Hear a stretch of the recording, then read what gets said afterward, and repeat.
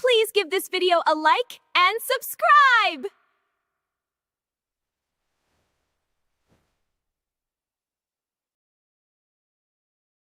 If you know what's good for you, you'll follow us on Rumble.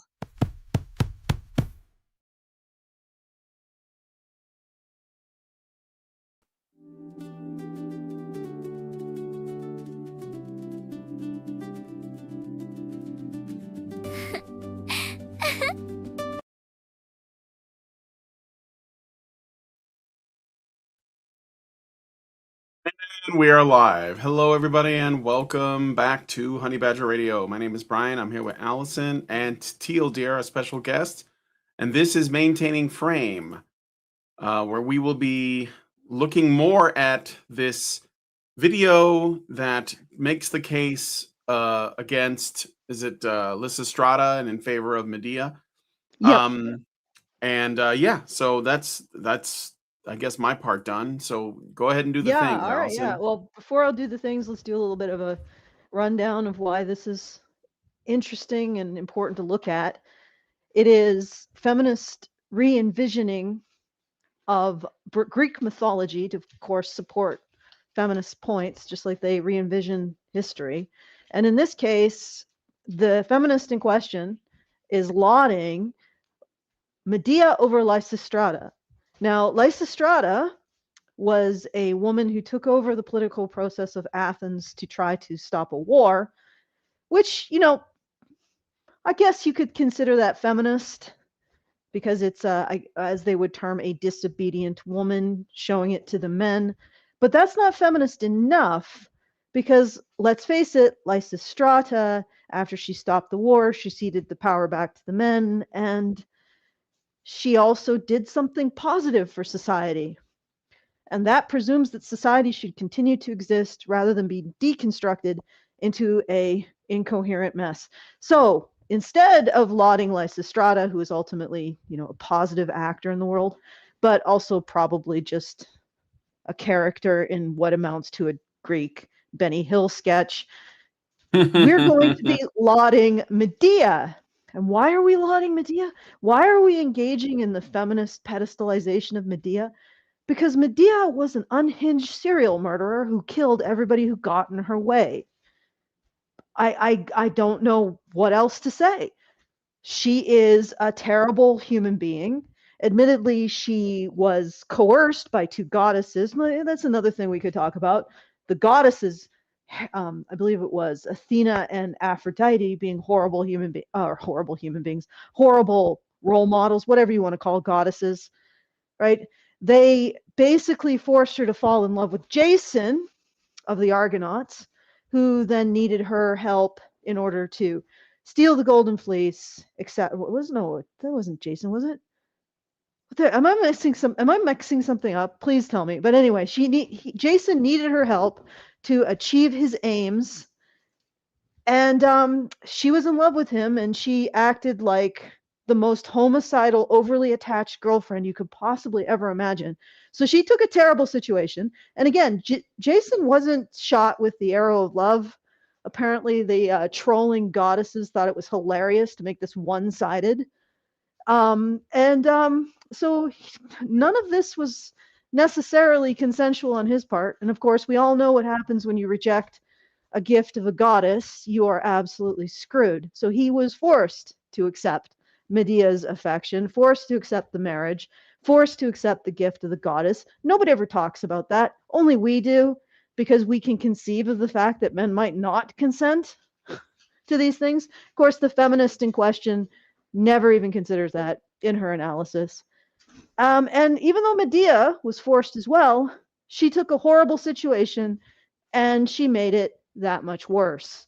Because, being in love maybe was outside of her ability because she was shot by Eros, his arrow. But how she dealt with it was 100% on her. She killed her brother to facilitate Jason's aims. She killed a king, an innocent king, and his daughter to facilitate her ambitions. And then she killed another king and his daughter because Jason was going to marry her and then killed her sons with Jason because she was just a really toxic human being. Everything that happened, Medea was dead set on making worse and killing people. And that's on her. And that's our feminist icon. So if at any point throughout this discussion you want to send a message explaining to me how I am wrong, go to feedthebadger.com/justthetip. That's feedthebadger.com/justthetip. Very best way for you to send your message because you don't go through YouTube's comment murk. And we get the full benefit of whatever funds you send. So that's feedthebadger.com/justthetip. The fundraiser is now live at feedthebadger.com/support. So please go and put $5, $10, whatever you can do to help us in the fundraiser at feedthebadger.com/support. And if you want to join us, badgernation.online. Let's begin, because All right, I want to see how deep this goes. Yeah, so now we're on part 3, modern Medea. So I guess she's going to tell us, I don't know, how this relates to her ideology. So let's play it. 3. Modern Medea. If I was going to write a modern version of Medea, I would write it about postpartum psychosis. Because reading it as a modern reader, it really just screamed that that's what was happening. Postpartum psychosis is like a real thing that happens. You give birth, you have all these hormones. What? Postpartum psychosis. Don't you know what that is? What? It's Yes, a modern I know. thing that modern people engage in. Are you not modern? What is the woman did not have a child when she killed her brother. The woman, I don't think she had a child when she killed one of the kings that defied their ambitions and his daughter. And I'm pretty sure her sons, weren't they like older? Like they weren't that young. This was like couple of decades. I'm pretty sure her kids were like in their, weren't they like 10 or something? Or in their teens? Like, are Yeah, you I think really they were supposed to humping? be teens or something like that. I will If say you really, Medea did definitely not have children when she killed her children. That was the point. okay, But but she's saying this is postpartum psychosis. The kids are teenagers. Like at that point, you got to give it up. Like, does she not even think about the things that come out of her mouth, or are we just at the stage of just pure abstract pattern matching things that don't even have any connection? It's like, oh, this is a mother. Obviously, when she kills her teenage sons, it's postpartum psychosis. How long does postpartum psychosis last? Is this just a license? Yeah, I killed my son. He was 54. Postpartum psychosis. Like what? It's like a permanent get out of jail free card for mothers, apparently. Oh, okay, again, is there any gait? Like, is there any frontal lobe involvement in the things that come out of her mouth? So I suspected. She's got a massive fan base, so I'm guessing that means she's smart. Oh, all right. So direct from her limbic assortic system to their limbic assortic assortive system. Yeah. There's just vague associations. Well, this is a mother. Mothers have postpartum psychosis. Therefore, her killing her teenage boys is a result of postpartum postmodern psychosis. Actually, it is. But, okay. Yeah, it's actually more accurate. Okay, shall we keep going? Yes. Small percentage of people that start developing like these intense thoughts of hurting their children, and like they don't want to, but for some reason they feel like they have to. And it's the same way Medea was describing it. It's like she loves her children, she would never do anything to harm them, but she has to murder them. And it felt like the Wait, what?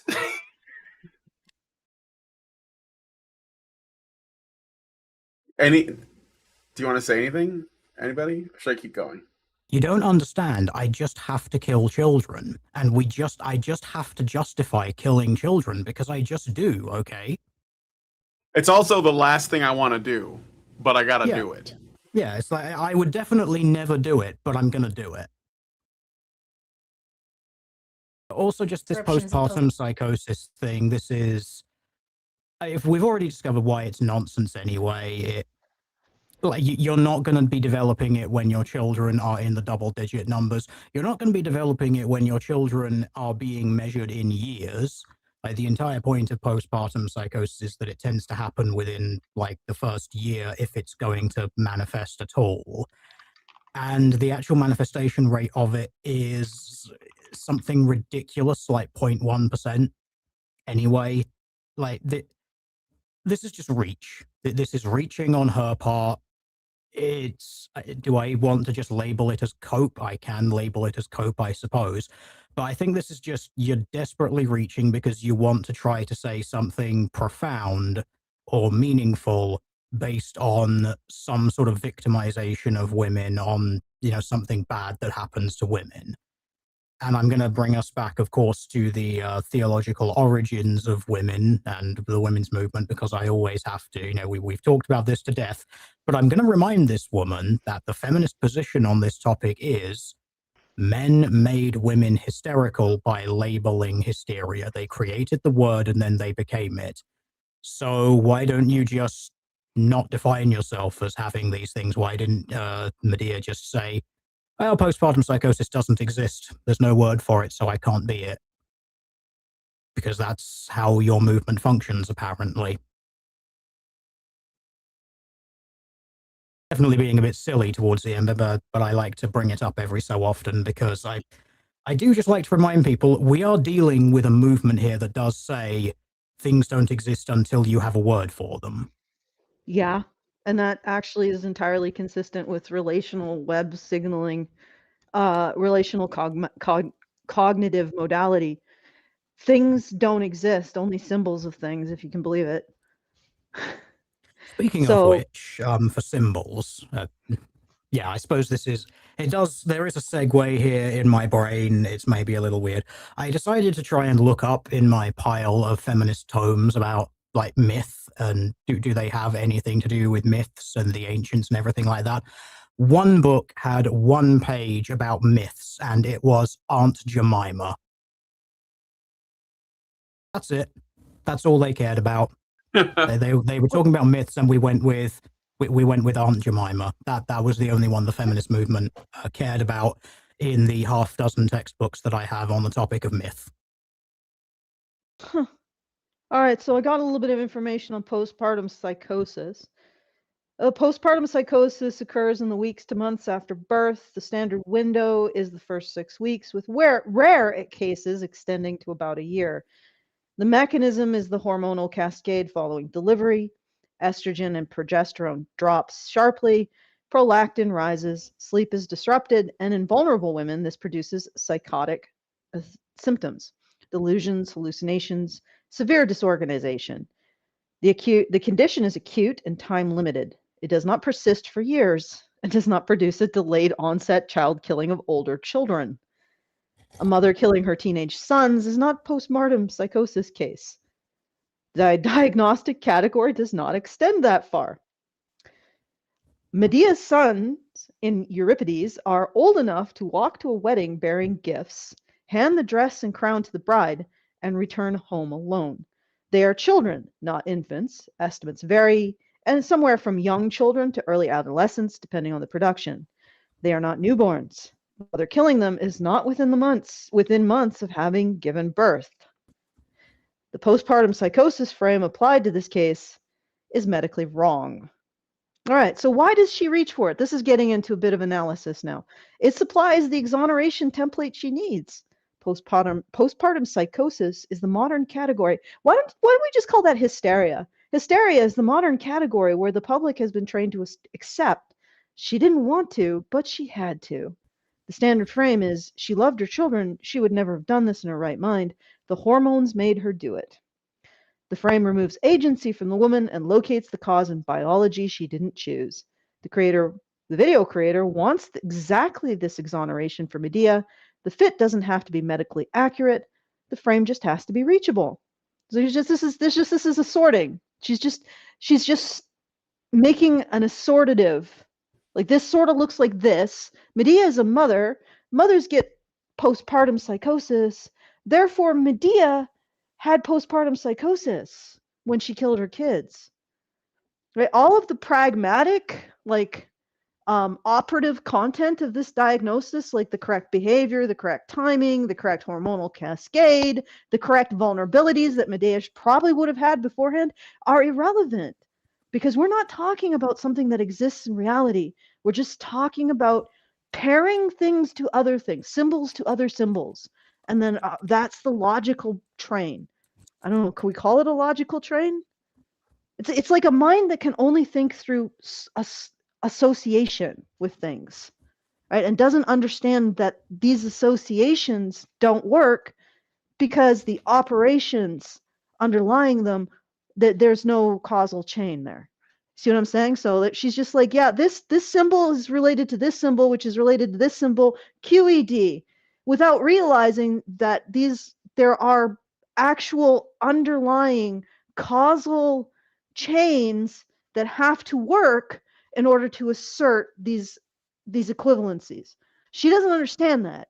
That is incomprehensible to these women. Like, this is something I need to nail home for people. They do not understand causality as we know it.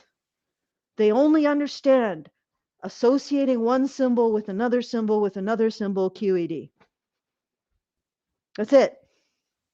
That's why you can have an entire feminist apparatus that says men or women are unequal to men, and you ask, well, did you ever measure men's side? And they're like, what measure men's side? Well, you're asserting an equivalence. That's a logical statement, right? And there's a certain causal chain that you need to engage in order to assert it. You got to measure both sides before you can assert any form of equivalence between them. So, but that's an action, guys. That's a causal chain, and they don't understand that. All they understand is, man, bad, give me stuff.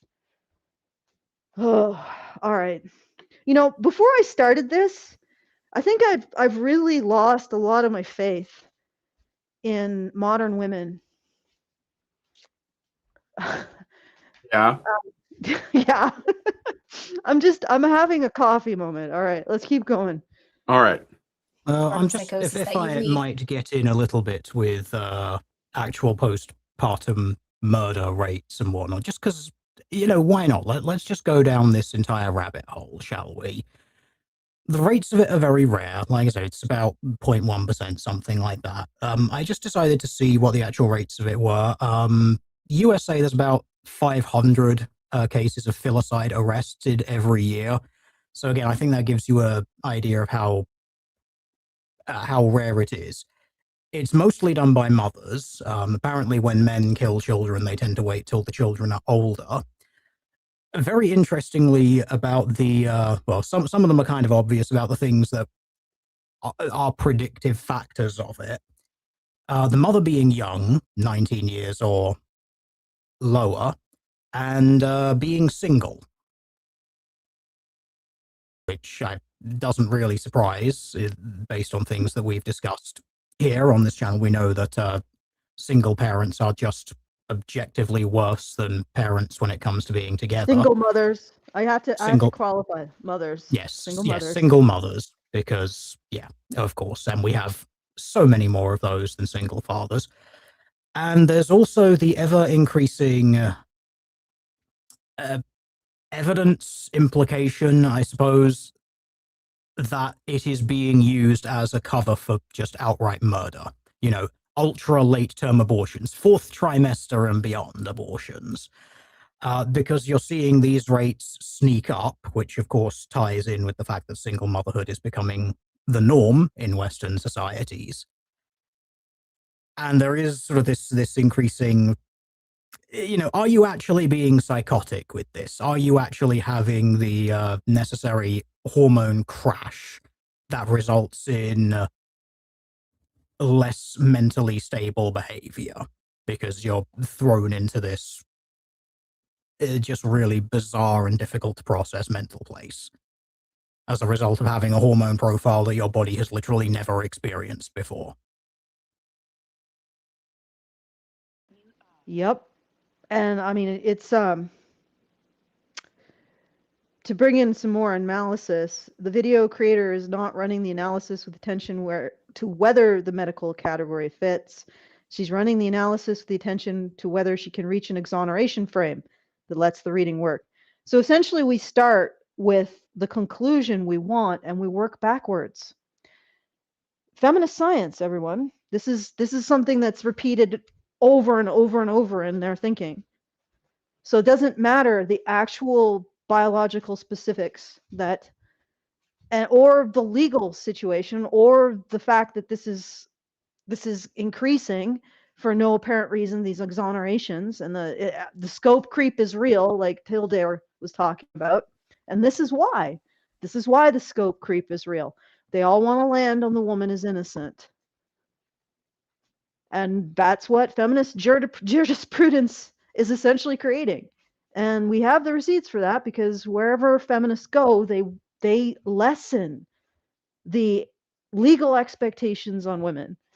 The idea that they should be held to the same legal standards as men. The idea that they should even be imprisoned.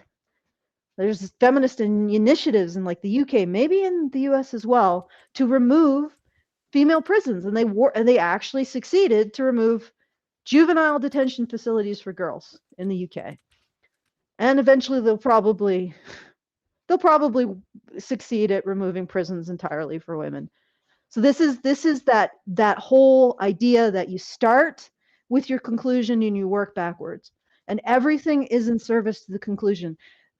This is going to reverse the progress of science, but that doesn't matter because, you know, Medea's innocent, guys. It was postpartum psychosis that usually resolves within a year that caused her to kill her possibly teenage sons. All right, the fit doesn't need to be checked because the function the frame serves doesn't depend on its accuracy. A postpartum psychosis is the frame she reaches for because it's the most familiar exoneration script in the culture for mother kills child. The modality processes the move as supply medical victim framing for Medea. The specific medical category that does the work is interchangeable.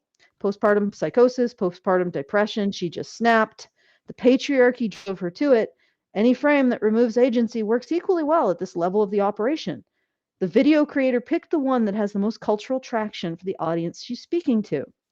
The result is medically incoherent, but rhetorically functional. Is it really rhetorically functional? I mean, how many people what am I talking about? Look at her freaking fan base. How many people get taken in by this sophistry? Many, apparently, especially if they're female. It's rhetorically functional. A teenage children case is not postpartum. No clinician would code it this way. Diagnostic window has been closed for years by the time Medea acts. None of that matters to the analysis because the analysis is not engaging with the medical category. That would be engaging with the operative reality of sickness, which she cannot do. It is using the cultural traction the medical category has accumulated to exonerate a fictional character whose acts the modality can't accept as the acts of an agent with full responsibility. Even though we can attribute full responsibility to Jason, despite he didn't consent to any of this and has under significant pressure, don't reject the gifts of a goddess to accept this entire situation.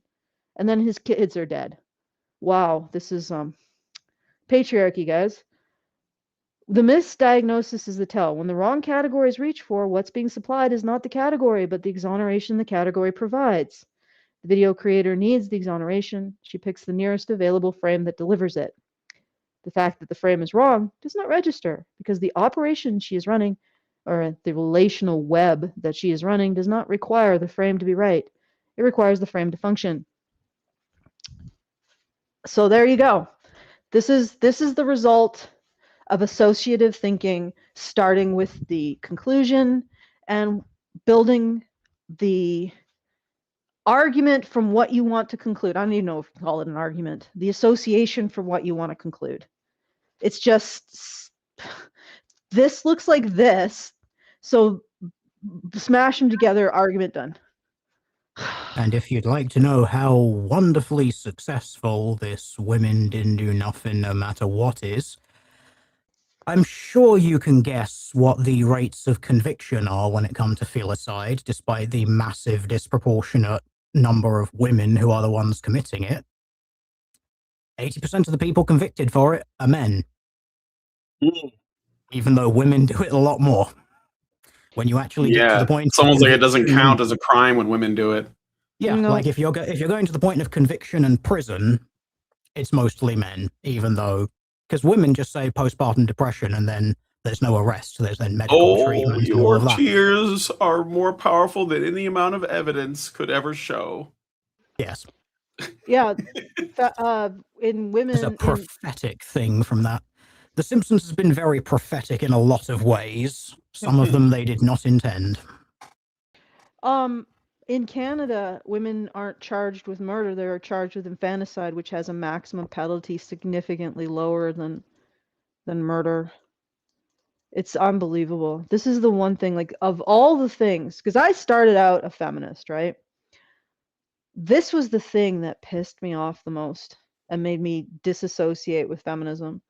The fact that they did not want to hold women accountable to their responsibilities as citizens and their responsibilities as being law-abiding citizens at all. I just got sick of it.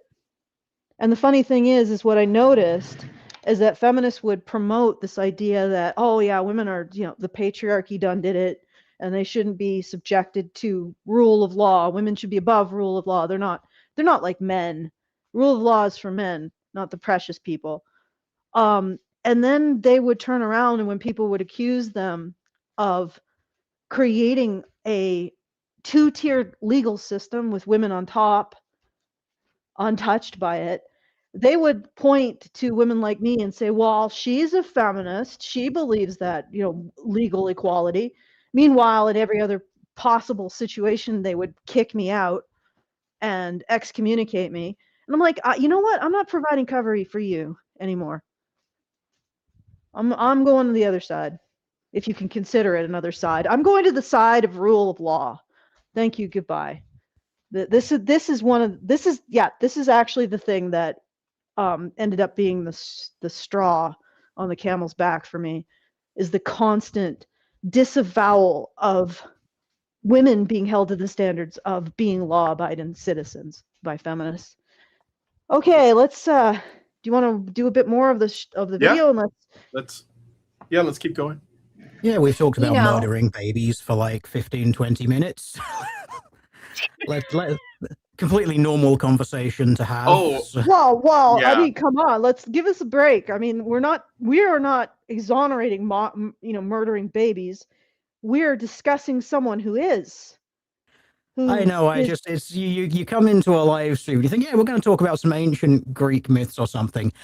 Here's dead babies. 20 minutes of dead babies. Yeah, well, wonderful. I wouldn't talk about it if they didn't keep doing it. Yeah, it's weird how frequently this conversation needs to come up when feminists are involved, isn't it? Almost like they have this really particular interest. Yeah. Okay. All right. Anyway, I got a Rumble rant actually and a super chat. So I want to read those and then we'll keep going. So NovaFan21 gave us $1 and said, I'm reminded of that Twitter video of a woman being hysterical, wanting to take either her boyfriend's or her baby's life, with tons of women defending her by making excuses for her hysterical behavior. You dropped the H word. You know what? I don't remember that video, but that's only because I've seen a number of videos that are like that, and it's kind of hard to tell, and that's depressing. And then Great Endorse gives us 5 and says, breaking news in the Netherlands, while this stream is happening, Dutch girl 15 is arrested on suspicion of the murder of both of her parents. In the news bulletin, the following headline, quote, she viewed herself as a dog, end quote. Not quite the adolescence treatment by our media, but I wouldn't expect anything more. Alas, tomboys will be tomboys, I guess. Okay. Thank you for that. Let us continue. That's why postpartum care is so important. One of the many reasons, like, it's just a thing that happens. It doesn't mean those women are evil or bad parents. It's just like a thing that happens. And if they don't have help, if they don't have someone there, then bad things can happen. So we are just like super lucky the pro-life party is controlling the government and not only forcing women to give birth, but stripping all the funding for those postpartum care services. Medea is why we need communism. Yes, I see where this is going. It always seems to land there. Boy, And I'm that escalated quickly. sick of this rhetoric. I It's mean, like, that really got out of hand fast. it's like the pro-lifers are forcing women to give birth. It's like, okay, you know what? Go ahead. You try and keep that in. Just willpower it to stay there. Then find out who's forcing you to do it. Wild. Yeah. Also, that's not true. The Supreme Court punted the actual choice to the states, and American women, I think most states still have more rights to abortion than European women, if you want to call it rights to abortion. So, Well, most of them expanded. I remember this because one again that I looked into because it was really big at the time. Yeah, it got punted down from like the national level to the state level because it was determined like, yeah, actually this shouldn't have been done on a national level. Each state should have had the rights to do this. And most of them just kept it the same. A bunch of the left-wing ones massively expanded it. And there was like a handful of the southern states that said, yeah, we're going to restrict it a little bit more. But every single one of them kept you can still get them in the cases of rape, you can still get them for incest, you can still get them for imminent threat to the mother. And also, I'm pretty sure they restricted them to like first trimester or first 6 weeks or something. They didn't actually, I'm not even sure they went lower than that. Yeah, so the notion that this is like, oh, you're forcing women to give birth. No, this is not happening. I know they also then like to point at there was that case of that woman who was legally brain dead and then was kept alive for some number of like 3 or 4 weeks until a baby became viable for cesarean. And of course, women got so outraged about this. They were like, oh my God, look, they're literally using dead women to make babies for people. Despite the fact that everyone at every turn said, yeah, this is a really bizarre anomaly of a case that should never have happened, and frankly is such an insane anomaly that no one even thought that something like this would happen. Yeah, but it's an anomaly, but also why is it that the child should die? Well, that was the other argument that people were making. A bunch of people said, well, are you not happy that the child survived? Because they were like, well, she was in a family. She wanted the child. By all accounts, the rest of the family also wanted the child. It wasn't like this was some unwanted pregnancy. Everyone, according to everything I read, everyone in that family was like, yes, we want this child to come. We're all going to be so happy. Even in that scenario, if it's okay, you then have the mother who is legally brain dead or like comatose and brain dead at that point. Do you then still want to, because you can't abort that child? I think even in a lot of the, most pro-abortion places, they wouldn't do it. It would then get punted on to whoever had, what's the word I'm looking for? Power of attorney. Mm-hmm. If such a thing existed over the now comatose person. So it probably still wouldn't have happened anyway in that case. By all accounts, that family would have said, well, if it's going to be 2 or 3 weeks until you can cesarean section it, yes. Mm-hmm. Yeah, it's that's a very strange, and I don't see why you would want like that would be the preferable outcome is both dying. Okay, so anyway, but this is like a side thing. The answer is that abortion laws haven't necessarily changed that much from having it go from the Supreme Court to the states. And the other thing that baffles me is these women say that sex with men is boring and uncomfortable and wretched and the worst thing that they have to engage in. And yet everybody else has to make a service available to deal with the inevitable or the reasonably foreseeable outcomes of their choices to do something they don't want to do in the first place. Like why is this? Like why do we have to make any of this available to women in order for them to be able to ride the carnival ride that they say they hate in the first place. Like, why don't you just not do that? Why do we have to bend over backwards to maintain this thing that women don't even want, according to them, that they don't even enjoy?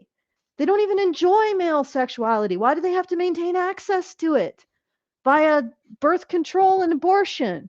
Like, free access to it, like non-consequence free access to male sexuality via these things that other people have to provide for them in an industry, and apparently many of them want for free, to have access for something that they don't even like in the first place. They don't even have one single positive word for in the first place. Like, what are you ladies doing? Like, it would be a completely different kettle of fish if women were like, yeah, we enjoy men and their sexuality. We want it. We desire it. We want it in our lives. Give us the ability to enjoy it for free. But that's not even what they're saying. They're almost uniformly saying that having sex with a man is a gigantic disappointment. Well, then stop using it as a form of entertainment at the cost of everybody else. Right? Have some freaking pragmatism. And nobody points this out? Like, why are you insisting that everybody underwrite something you don't enjoy in the first place? Just stop doing it. On that topic, I just like to remind them that the original feminist position on the topic when it came to male sexuality, this is going back quite a number of decades now. You can find this in, I think it was like the 40s when this started. The position was, and this is something feminists keep saying today, they keep making the first half of the argument: women get into relationships and stay in relationships for material gain because they don't get enough stuff from anywhere else magically, which ties in, I think it was to the last show you did or the one before, where women aren't having babies, we just need to give them more free stuff until they do. Like, the thing that seems to have made them stop doing it, if we just do it more, eventually it will U-turn back. Like, they like making this argument where, you know, women, they go into relationships for all of this stuff. But then the second half of the argument that the feminists used to make was, if you allow women all of this economic and social freedom to be able to provide for themselves, and yes, that is the old argument, provide for themselves, not have the state forcefully take from men to give to women to fund their lifestyles. When women are able to earn everything for themselves, you're not going to see these unhappy marriages that women are pseudo forced into as a means of survival. You'll see an increase in platonic relationships of women who actually like men, and then everyone will be happy and there will be more big happy families. That was the original, like, feminist position that you could find like 80, 90 years ago on this topic. And of course, as we all know, that didn't happen. As it turns out, when women get infinite choices and all the wealth forcefully transferred from men and given to them, they stop wanting everything. And then apparently we just have to do it more. And at some point they'll realize the error of their ways, I guess, and suddenly just decide, oh, actually, I do want a regular guy who isn't the top 5%. I don't actually want to be a harem girl for Jeff Bezos or whatever it is. Probably some Saudi guy who's going to pay her a 5-figure check for 5 minutes in the bathroom. Yeah. A couple of things. One, why is it that, okay, so yes, feminists actually sold a lot of this stuff, and they said that it would be the rise of companionate marriages because women wouldn't have to be mercenary, and yet they've only become more mercenary. And the other thing that I wanted to bring up is that there's been a huge decline in single motherhood. So when they said we should give more money to women who are single, that means that if we encourage more women to be single, we are actually going to tank the birth rate even faster. So what's been happening over the last couple decades is the share of children living in a two-parent families has hit, like it hit a trough at 2005 at 67%, and it has actually been recovering. And in 2023, it was back to 71%. So there are more children born today in two-parent families proportionately than it was like 2 decades ago. So something is like, there is a change, but I think part of it is that it's not actually that there are more marriages or there are more children. It's that single women have stopped reproducing entirely, or to a great degree. So when I say that, there are more children being born in marriages, it's only because we're now at like the third generation of single women or single mothers, and now their daughters don't want to have children. What a shock. I mean, they don't even have grandfathers anymore, right? The first generation would have grandfathers and brothers, and the second generation might have a great grandfathers, maybe a few grandfathers. And now we're in the generation where women have absolutely no male relatives to rely upon when they're single mothers for anything, and they have stopped having children because there's no male influence at all. That would be my estimation, right? So the more male influence involved in child rearing, the more women have children. So if you got married women, they have more children because they got, an entire other parent to rely upon. And then as the male influence recedes from the process of gestation, giving birth, raising children, women have less of them. So you would think from that, the solution would be to bring men back into the family in a big way, and then you will see a subsequent rise in the birth rate. So you'd start pushing marriage. But no, we're going to go with give women more money to be single, and then they will use that to have fewer children, and that's going to solve the birth rate crisis. Right. So the percentage of children in single mother families was projected to reach 27% by 2001, based on the 1990-96 trajectory, which apparently nobody was like, wait, what are we doing? The actual 2001 figure was 23%. The break in the long-term trajectory happened in the late 90s, and the trend has been flat to declining since. In 2023, about 25% children were in single-parent families, mother-only plus father-only combined, with the mother-only share continuing to shrink as a fraction of single-parent arrangements. So yeah, this is not functional, guys. We need to we don't give women money. They're not going to have children. They're going to have abortions. Yeah. Like, I mean, they're already Medea. voting for that, so I don't They're know going to why Medea this is all over something we need to society's prevent. ass. You give them enough liberation, they're just gonna kill their babies. Yeah, so well, they I can, mean, like, go to the club and shit. Again, what is this liberation? Like, Indeed. why do we call liberating women from any kind of social constraint, right? Why do we call it? I mean, it is in a very like blunt sense liberation, but if it results in human misery and suffering, is it really liberation? Like, human beings need constraints to function, sort of the way we are. And if you're supposedly liberating women from their constraints, you're putting them in a completely different prison, the prison of their own worst impulses. And that prison is creating much more misery than a set of pragmatic and realistic constraints on their behavior, which men do just normal. Like men just do this. They're like, I don't know, men just have to have like an external standard to live up to, or they feel incomplete. Women sort of have to be like, no, you got a bit of that enforced on you for whatever reason.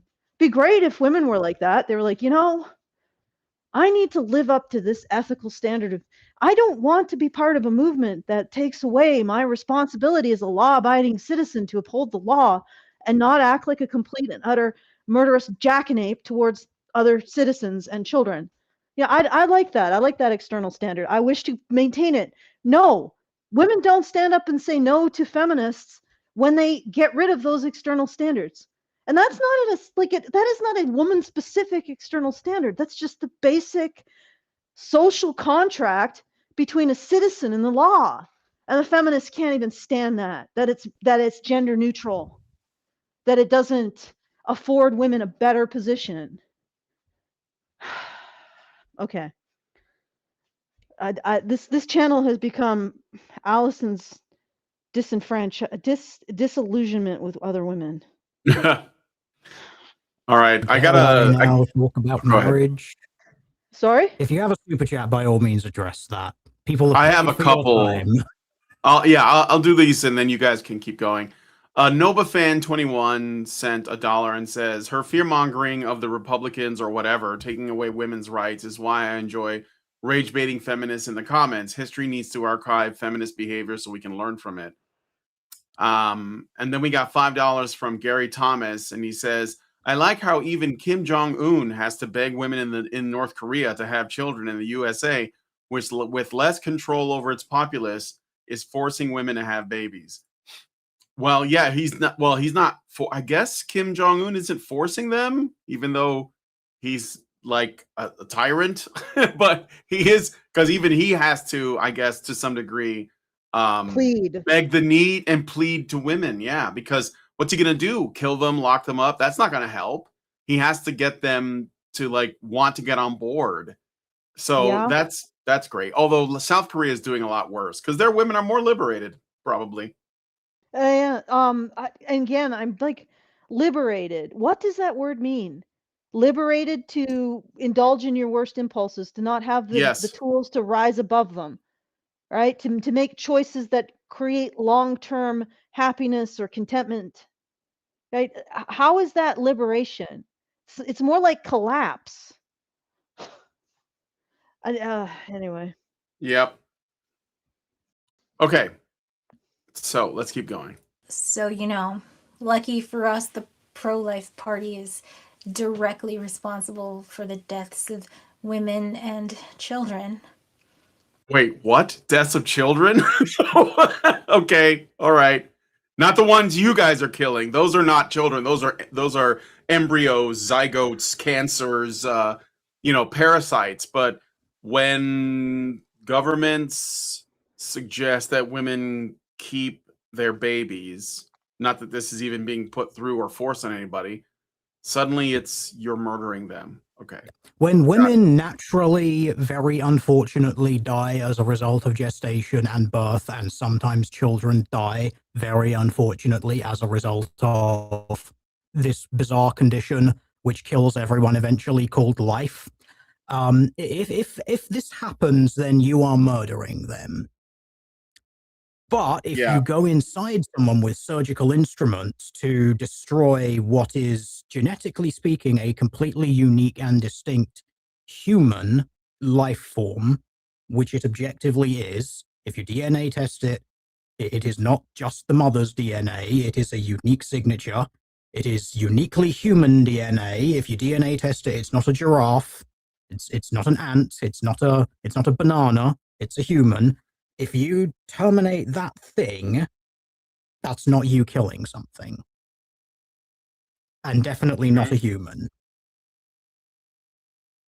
It's really weird how this happens. I cannot understand the logic behind some of these statements. And just these positions. It's like, okay, right, so yes, there are some number of women who, because they don't get an abortion, do then die as a result of gestation and or labor. To which I just have to ask, so what? I mean, there comes a point in time where you just have to say, look, the natural biological functions of humans can go wrong and kill you.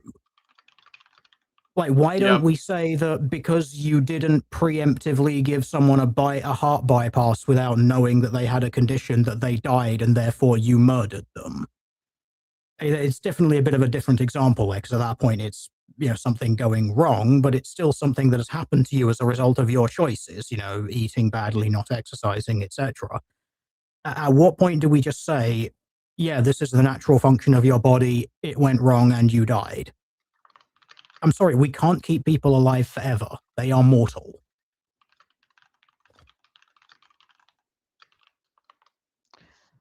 Okay. Yeah.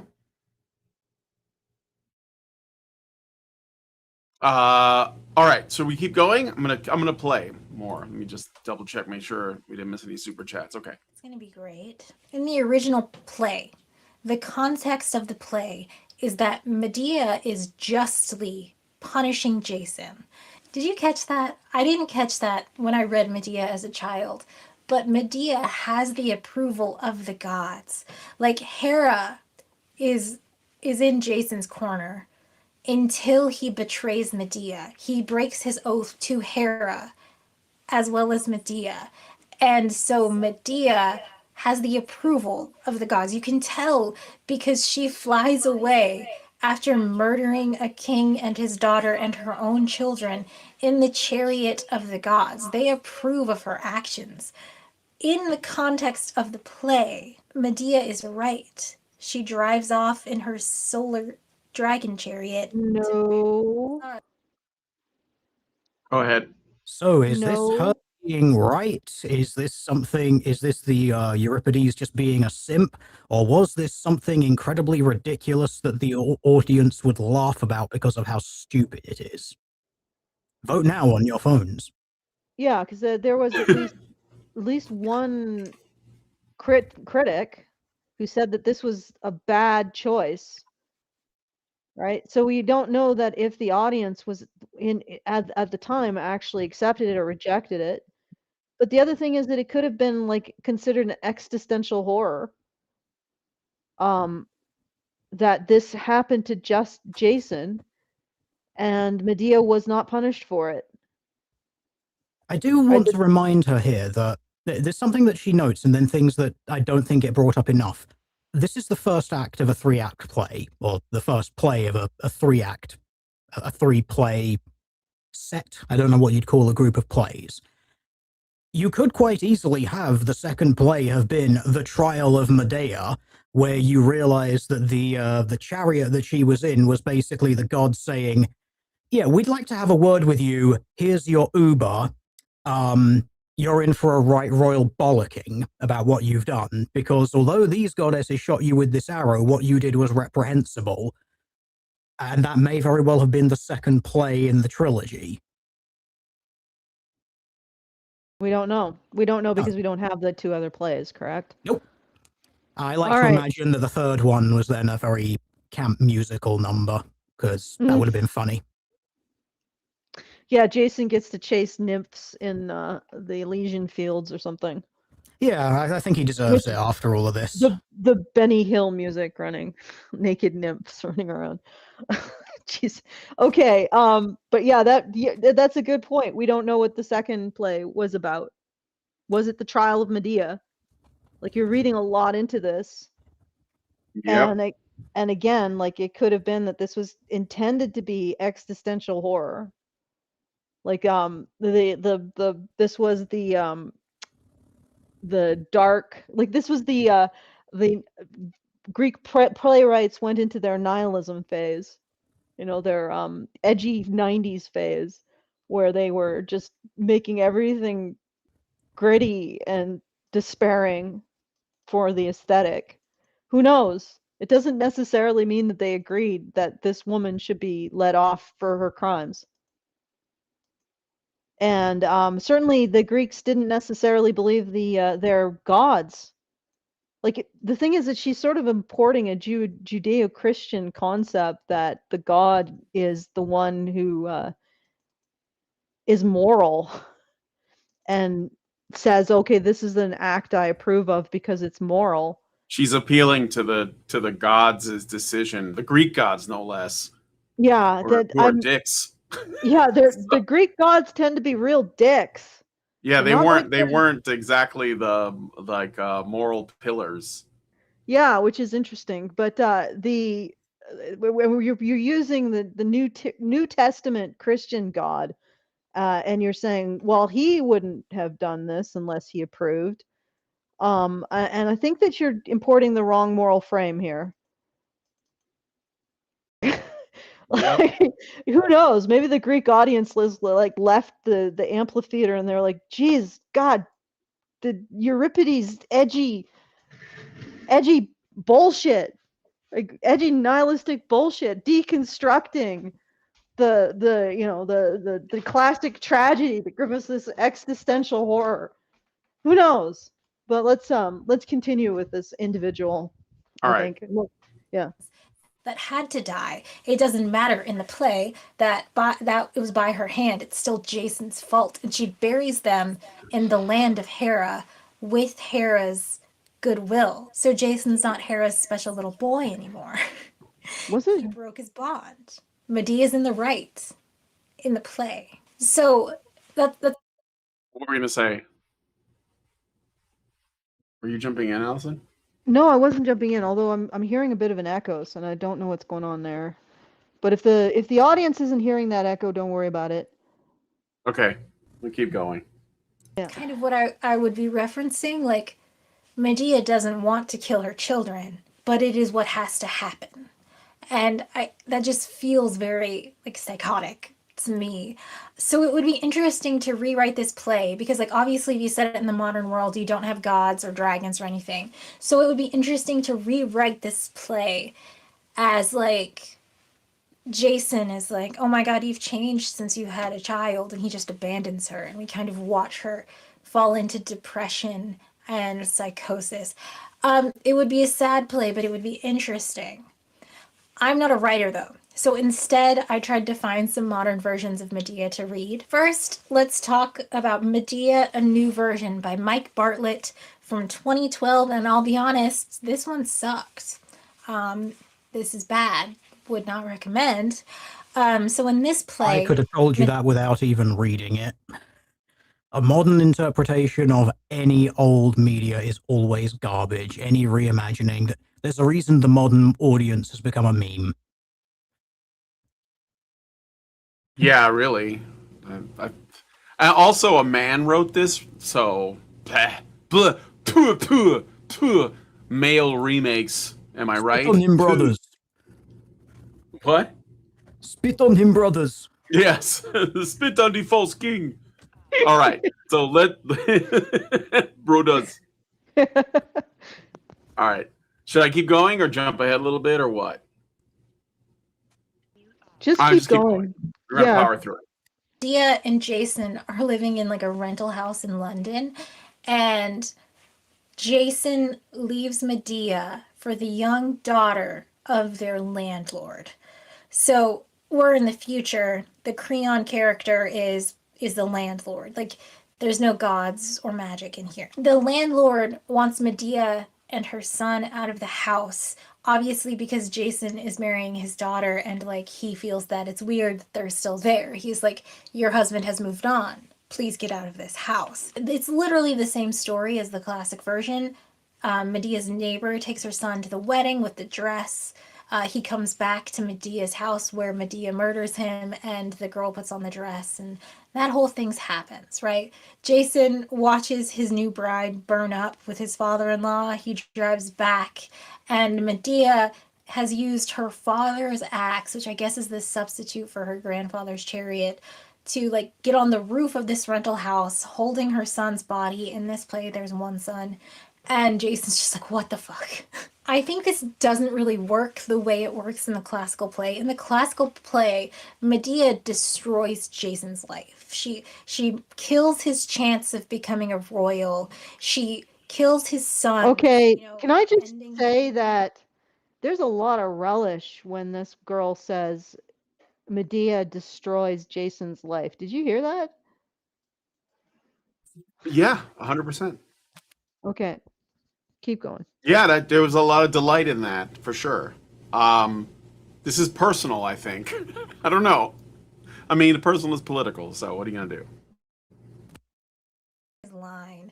She has ended the relationship he did have with the gods, and she takes off, leaving him in a community where everyone knows what a piece of garbage he is, right? When you modernize it this way, like, Medea's not a witch. She doesn't have any gods backing her up. She doesn't even escape. Like at the end, she's like, haha, I'm flying away. And then it like fades to black. And she's really just like on the roof. And I'm sure the police will come and they'll arrest her. And everyone will look at Jason and be like, oh my God, she was crazy. I'm so sorry. Like it's just not the same. It just doesn't work. No, the court system would probably be asking what he did to make her do it. Like, the police would come and arrest Jason because he was very obviously an abusive arsehole who was causing her to do all of this.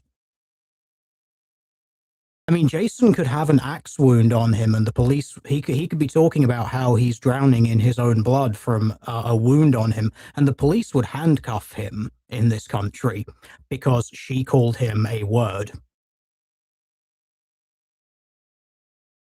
Yeah, she can say she was racially attacked or something. Yeah. Or sexually attacked, more accurately. Mm-hmm. Okay. Okay, well, I have some commentary on what this guy didn't get. Oops, sorry, go ahead. All right, so here's some commentary. Helios is her grandfather. So the whole thing that this rests on is the idea that the original play was exoneration of Medea. And here's an argument that that isn't the case. Helios is her grandfather. The chariot is family transport. Medea is the daughter of Aretes, king of Colchis, who is the son of Helios. Her access to the chariot is genealogical, not moral. Helios giving his granddaughter a ride out of Corinth is the family providing escape, not the divine order endorsing her actions. The same kinship would have applied if she had done nothing wrong. It would have applied if she had done worse. Helios is not weighing the morality of the act when he sends the chariot. He's responding to his granddaughter's request for transport. So this is basically, she had access to this ability to leave and she used it. There's no moral absolution implied by this act. She's just using a get out of jail free card that she had access to. The Athens reception is not endorsement. Aegeus, king of Athens, is offered Medea sanctuary earlier in the play, but specifically before the killings. He swore to receive her in exchange for curing his infertility. The deal was struck before Medea murdered her children. Aegeus is not present at the killings, and the play does not show him learning of them and renewing his author. The Athens sanctuary is a contract Aegeus made with the sorceress. Whether he would have made it knowing the full nature of what she would do, or has done, is a question the play doesn't answer. Later mythology, the Theseus cycle, has Aegeus eventually expelling Medea from Athens after she tries to poison Theseus, which is closer to divine judgment catching up with her than divine endorsement. The chorus's final lines. The Corinthian women who form the chorus have been ambivalent about Medea throughout, sympathetic to her grievance against Jason, increasingly horrified as the play progresses. Their closing lines are about the unpredictability of divine action. Zeus on Olympus has many things in his treasury, and many things the gods accomplish against their hopes. What we look for does not come to pass. The gods find ways for what no one foresaw. This is not endorsement of Medea. It's the chorus marking what they expected did not happen, and the gods produced an outcome no one anticipated. The line is closer. We don't know what to make of this. Then she was right. So basically, the Euripides had the chorus be like, "I'm lampshading this divine intervention, guys." No divine voice ratifies the killing. No god speaks during or after the murders to declare them just. Hera, the goddess to whom Jason swore the oath he broke, does not appear to validate Medea's response. Helios sends the chariot, but does not speak. There's no equivalent of Athena appearing at the end of Eumenides to pronounce the judgment. No Apollo descending to clarify the moral order. The gods who could have spoken to settle the question stay silent. The silence is part of the play's structure. The moral resolution is not provided. Jason invokes the gods against Medea, not the other way. In his closing speech, Jason calls on Zeus to witness that she has done, invokes the Furies, the divine avengers of kin murder, which is what the killing of one's own children is, and prophesizes that Medea will be hated by the gods and the whole human race. Jason explicitly believes the gods will judge her. The play does not refute him. It ends with him invoking divine vengeance and Medea departing before any vengeance arrives. The vengeance not arriving on stage does not mean it does not arrive. It means the play ends before the question is resolved, which segues perfectly into Teal Deer's question. This was a trilogy of plays. What was the next one? And apparently there was another play that may have picked it up. And Medea was kicked out for her behavior. So the Was reading the next that play literally Helios saying, "Hey, so you murdered 2 of my great-grandchildren. I'm the sun god. Guess where you're going now? yeah, who knows? Don't We bother don't know. getting out of the chariot. It's a long way." Exactly. We don't know. So this assumption that it was okay is not it was okay when it was written. No, there's not really good evidence of it. And in particular, if there was and there was a second play in this trilogy, this is not the final story. He could have been setting up more. And the fact that the chorus specifically says, well, this was unexpected, what are the gods up to? Suggests that's exactly what he was doing. And then to say that of this modern, and you know that she's not going to identify the actual reasons why this modern recreation is bad. She's just saying that this wasn't exonerating of Medea enough, right? Because modern consequences will ensue. Well, probably not, but we could hope. And Medea, if she kills children that aren't like infants, she may end up in jail, and she certainly won't be appreciated by her neighbors. She will be judged by people, and this woman is saying that's not acceptable. She should be totally exonerated for killing her children because her husband has moved on. Really? So when somebody doesn't return your affections, you have the right to murder their family members. That's acceptable. This is the argument she's making, especially in the modern adaptation, because from what I can tell, the modern adaptation, I can only go on her understanding of it. What she has relayed is that he fell in love with someone else. It wants to leave her or has left her. Perhaps if he's married this new woman, if this is a marriage in modern times, that means he has divorced Medea. So Medea is his ex-wife, if this is set in modern times, right? And he has married a new woman, and out of revenge, Medea kills her, kills the father-in-law, I believe, and then kills the children that she has with her ex-husband. And that's a good thing, according to this little witch. I don't think so. And what she's balking at is the fact that people will look at that in a modern setting and say, wow, that's not a good thing. That woman is a sociopath, is a murderous sociopath who should go to jail. That anybody will. We don't, it's still a question, like whether or not she will, because of modern jurisprudence corrupted by feminist influence. But there will be people who look at that and say, hey, that's not acceptable. But I want to explore the moral standard she's presenting here. Okay, guys, if somebody doesn't return your sexual feelings for them, you get to murder. You get to murder their new partner. You get to murder their children with you. You get to murder random bystanders who have almost nothing to do with it, because I'm pretty sure the father-in-law may not have known any of this, right? So being thwarted sexually is a license to murder. That's a very interesting logic this little nincompoop is presenting to us all. Very feminist. Very feminist. Well, as long as you only apply it to women. Once you apply it to men, like men shouldn't even be allowed to express any discontent over being undesirable sexually. That would make them part of the manosphere. And the manosphere should be a license to, I don't know, what would she say? And okay, so we're looking at a feminist assertion here. about what is acceptable. And nowhere are we going to see this in like some UK government brief about the extremes of the femosphere. This, despite the fact that she has literally asserted that if you are thwarted by someone sexually, you should be able to kill people without anybody saying boo. Yeah, no. I don't suppose her fans are in the vertical chat. No. No. I don't see any fans in there today.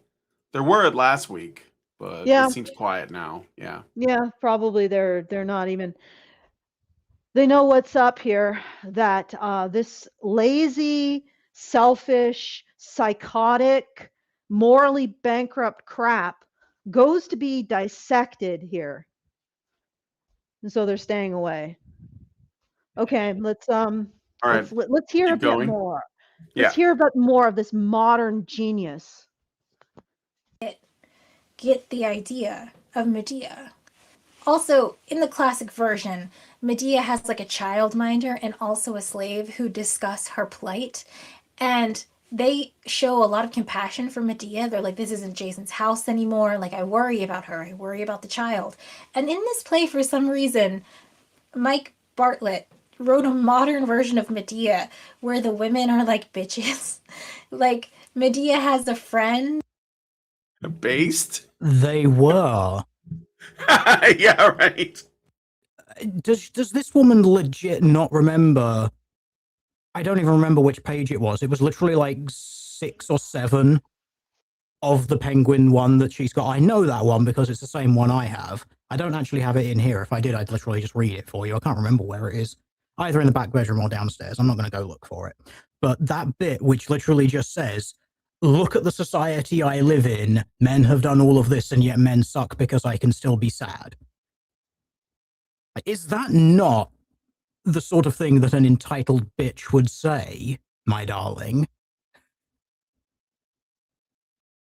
Is the word bitch not an apt description for someone with such an attitude? When you are sitting in what is the peak of civilization at that time, and you declare men haven't done enough for you because you can still have bad feelings.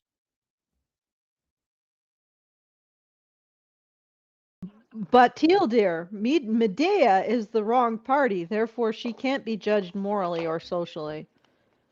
Ah, yes, I forgot. Ah, terrible. I have such a man brain. Yeah, what's wrong with you? Okay, should we keep going? Yes.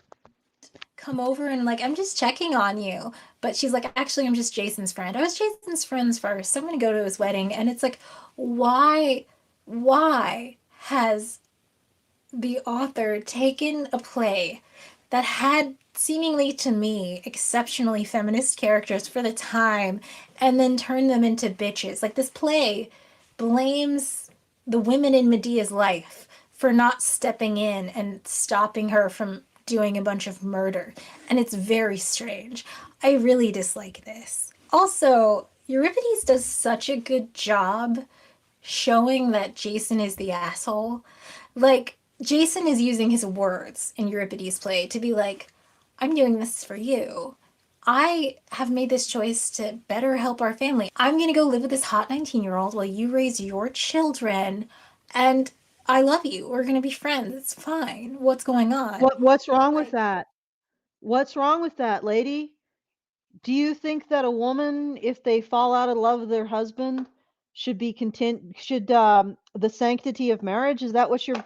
I don't get this. Right? This is a feminist who's saying that marriage is not something you can get out of. Like set aside the bigamy. In our society, Jason could divorce Medea if he wasn't in love with her and move on. Right? And what she's saying here is that the sanctity of marriage is such that you should never be able to leave it. Does that hold for women too? Is this what your argument is? Like, everything comes down to she cannot see a perspective outside of the woman's. Or she doesn't even project the logical consequences of the things she's asserting, because the logical consequence here is that marriage is a sacrament that lasts until you die. Is that what you're asserting here?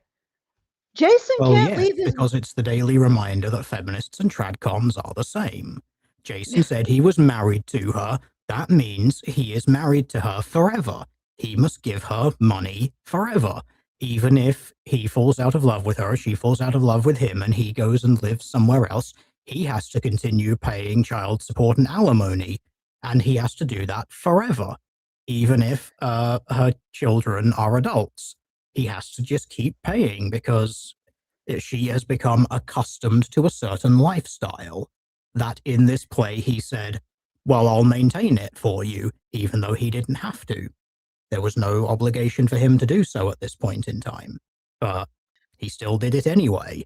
At this point in time, you might look at such a man and consider him to actually be somewhat honorable for saying, look, I have these children, I'm still invested in these children, I still care about you, I'm going to give you everything that you need, but I have to go and live with this other person, usually for political reasons, because concubines. That does happen sometimes. It's also, I do want to address a little something about concubinous marriages. Well, concubines you don't have to marry them, it just means cohabiting with people. Sometimes that was done and then they weren't actually sleeping with them. It was basically like, you're still married to this woman, have children with this woman, but your concubine is like this pseudo married person. They can't go off with anyone else, but you can't have sex with them yet. It's just like if you're existing, it's basically like becoming a lady in waiting or a man in waiting. People never talk about male concubines, by the way, but it's basically like becoming an in waiting for someone who is already married because their relationship might dissolve or something. Like usually in some cases it's like they put someone into a marriage for political reasons. The politics of the two nations are still falling apart. The marriage didn't give them together. Quick, give this guy a concubine from another nation so that if they backstab us, if his first like husband or wife or whatever backstabs my child, who is the important married person for my kingdom, they can immediately go on to someone else. So basically, like that country has backstabbed me by, no longer engaging with my son or daughter or whatever. Now my son or daughter will take their concubine and immediately begin the relationship and alliance with another country or something. Okay. That's like the politics of how some of this works. So these second marriages or concubines and things, in some cases, there's not actually even, yes, we're going to have sex and babies. It might actually just be a political thing. I genuinely don't know if that's the case with Jason, Medea and the other woman. I doubt that it's actually in the play. I don't remember it being in the play. There might be other stuff around it that implies it, like other stuff published at the same time or something else Euripides wrote that might expand upon it, but I don't know. That's just my thoughts out there. Make of them what you will. No, that's good thoughts. Like, and again, yeah, you're right, because there's a huge political component. Presumably, this would have improved Medea's standing in that city to have a filial, like a filial relation. Filial is considered like a marriage relation to a man who was in concubinage with the daughter of the king. And I think that maybe the implication is that this Aphroditic arrow poisoning made her completely irrational about the actual political something here, actually. This might be a left field thing, but I'm going to suggest it. What if the gods were in favor of Jason and his new wife? They shot Medea with this arrow knowing she would go fucking nuts and implode everything, and that would give Jason and his new wife the perfect out. But it just didn't quite work because, Jason got really depressed because it's not what he wanted, but the gods had a different plan for him, and it just didn't turn out how the gods thought it would, because that does happen sometimes. What if that was the second act, the gods saying, yeah, we wanted you to go fucking insane. Why did you do this thing that then killed Jason? We really wanted him to go with this other nation. What if that was play 2? I don't know. We can't possibly know. But the politics thing can't be undercounted. But even if we look at it from a modern lens, again, what she's asserting is that marriage is till death, right? That you don't get out of your marriage vows. You can't actually take another partner if your partner doesn't consent to it. Does that also apply to women, is what I'm getting at. Like, this is a complete double standard. And she is asserting it with complete sincerity. Like, she doesn't even see it. And I would also add, building on my point from the last discussion, Jason's consent to all of this is really shaky. So we don't even know if he was in love with Medea in the first place. He can't refuse a gift from a goddess, or the goddess is going to tear his life apart.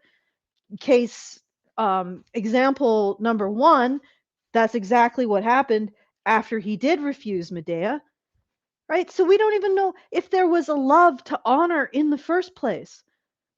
So what they're saying is that a man should just abide by the decisions of a woman.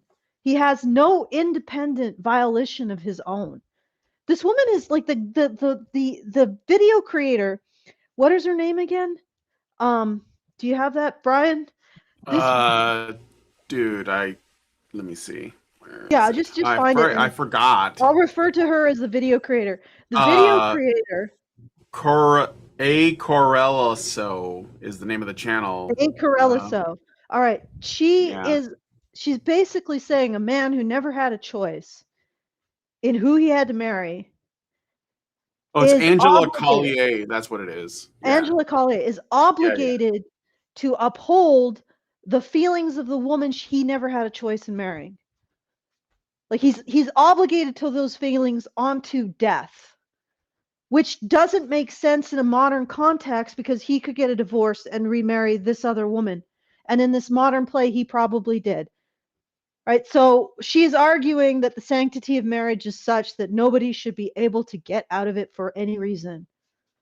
Because certainly being forced into it at the point of a goddess's ire is coercion. So even his consent is unnecessary. The only person you need to ask is Medea. Medea wanted the marriage. Medea wanted Jason to stay in the marriage. His consent is irrelevant to Angela. Miss Angela? Yeah, Collier, yeah. Collier. Miss Collier. Men are irrelevant.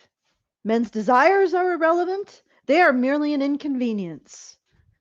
All that matters is what a woman wants. What moral bankruptcy? She probably doesn't even understand what I'm saying when I say you are morally bankrupt, madam. Okay.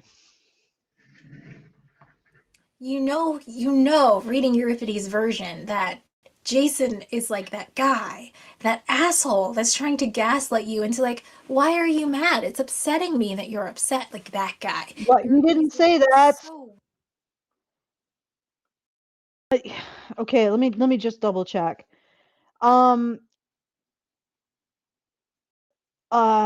This may not have been purely political, but it was probably very political. And again, Jason is getting away from a woman he never chose, never freely chose. And this is irrelevant to her when she is making him out to be the villain. The term gaslighting doesn't mean anything anymore. That's my conclusion from how it keeps getting used by feminists. Like, the point of gaslighting from the play, I think it was, where it originally termed, is this incredibly lengthy abuse of someone. It's basically like the play version of There Are Four Lights from Star Trek, but like infinitely longer, where someone is just constantly told, no, that light is always there. It's always like this. That's sort of where that term comes from.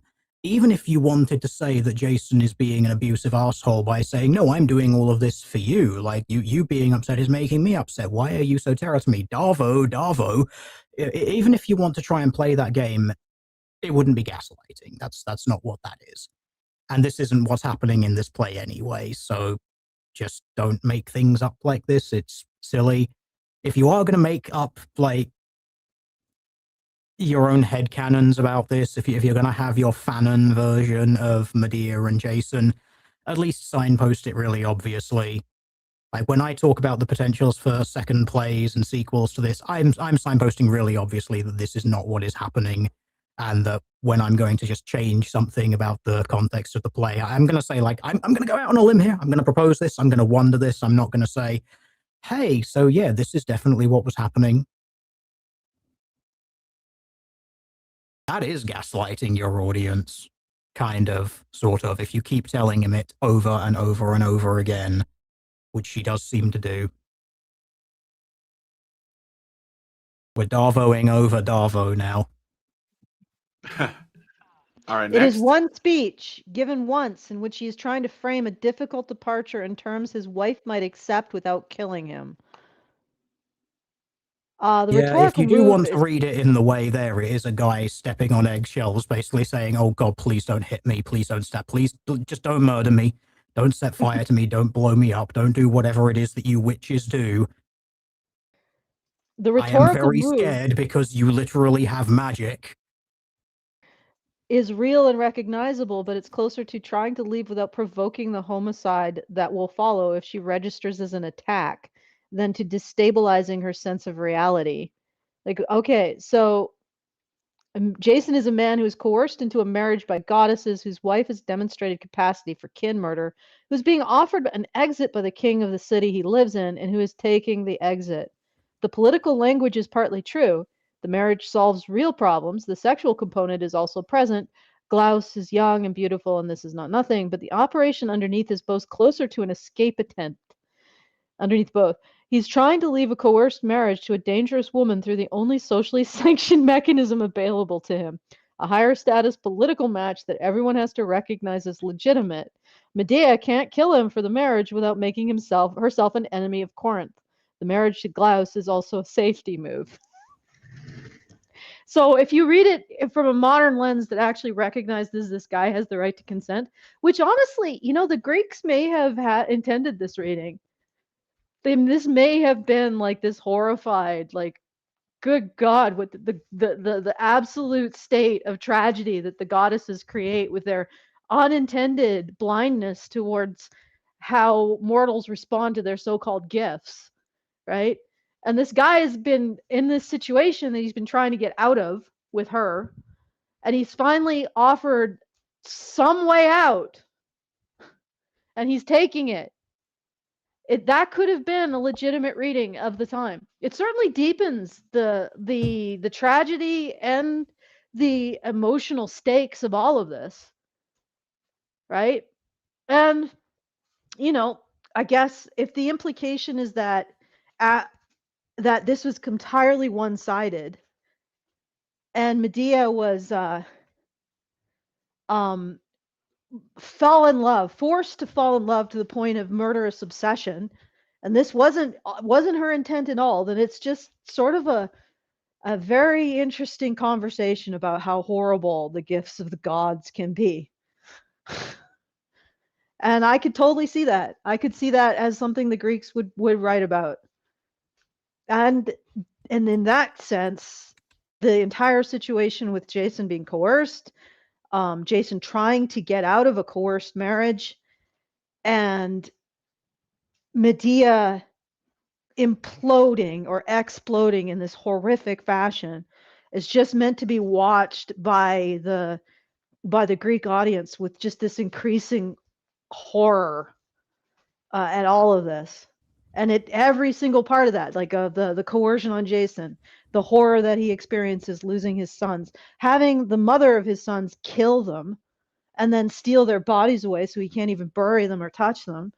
This would have been seen as just horrifying. And they did understand that Jason's situation was untenable. Of course, she doesn't, because she doesn't understand that men have minds and feelings and an existence beyond women's desires for whatever they want from them. Okay. Even the ancient Greeks were warning you about the yandere waifus. Okay, let's listen to a bit for more. example, In Medea by Euripides, Jason always refers to the children as your sons. You're responsible for your sons. What are you doing to your son's future? Why aren't you thinking about the safety of your sons? And then when Medea murders That's them, he literally finally also said, what women say to men when they want to try and call them deadbeats. There's something to think about as to why he might be phrasing it that way. Maybe Fair. Jason wasn't enthralled with Medea's mothering and wanted to remind her of something. Just a thought. my sons. And in this play, Jason just calls there's one kid, he calls it my son the whole time. And it's like, did he read the play? Like, this is written like Jason is correct. Like, Jason is like, see, this is why I divorced you, because you're crazy. And that's just not the point. It's Yes, Didn't it she is the point. didn't she just say this is postpartum psychosis? Like, doesn't that literally make her crazy? What are you defending? Okay, I'm sorry. I'll shut up. No, you don't have to shut up. I'm sorry. Just this is infuriating. The fact that this woman kills people leads to her husband saying this is why, or ex-husband saying this is why I divorced you. And she's saying, what is this, gaslighting by him? Like, how did this level of incoherence? Like, I remember like 10 years ago. You remember the bedroom feminists? They weren't this bad. Like, this woman does not have the ability she doesn't have frontal lobe capacity. Her cortex isn't functioning. She thinks she's looking at this situation where this woman has killed the children that she had with her ex-husband's new wife, and the father-in-law, and she's looking at this and she's saying, yeah, she's gone in a serial killer family annihilation little spree. But what really matters is the husband is gaslighting her about saying, this is why I got a divorce from you. That's what really matters. That the husband is vindicated in divorcing her and leaving her. Well, he doesn't even need that vindication in our society. He can leave her for whatever reason he wants, right? He doesn't need her to murder a bunch of people and then be like retroactively, this is why I left you. Because he can leave her for whatever reason. The fact is that you are climbing over a bunch of dead bodies to make the woman a victim of her husband saying, you killing people is why I left you. How does that enter the brain of a person who is capable of using a computer? How does that leave the mouth of a person who can apparently read? Right? How does this thought coalesce in a brain with a cortex? Can anybody explain this to me? How did this come out of a human being who presumably has the ability to engage in any kind of advanced or any kind of logic whatsoever, to the point where they can actually function in a modern society? How does this come out of something that possesses language? Like that thing that came out of her mouth, how does it come out of a human being? Period. That thought. I'm like, what is this? Are men allowed to call women crazy if those women actually are crazy? And murder people. No, obviously this not. relationship did start, and I do remind people there's probably a bunch of politics to the relationship. One of the first things that, Jason and Medea had with their interaction was her, spattered with blood, literally I just murdered my brother, now put a baby in me. Like, maybe that sort of thing is why he's like, maybe I shouldn't be with you. On the hot crazy axis, I had the crazy sex, now I need to not. Well, he didn't have a choice because, Hera, gifts for the goddess. It was Hera, that's his patron saint.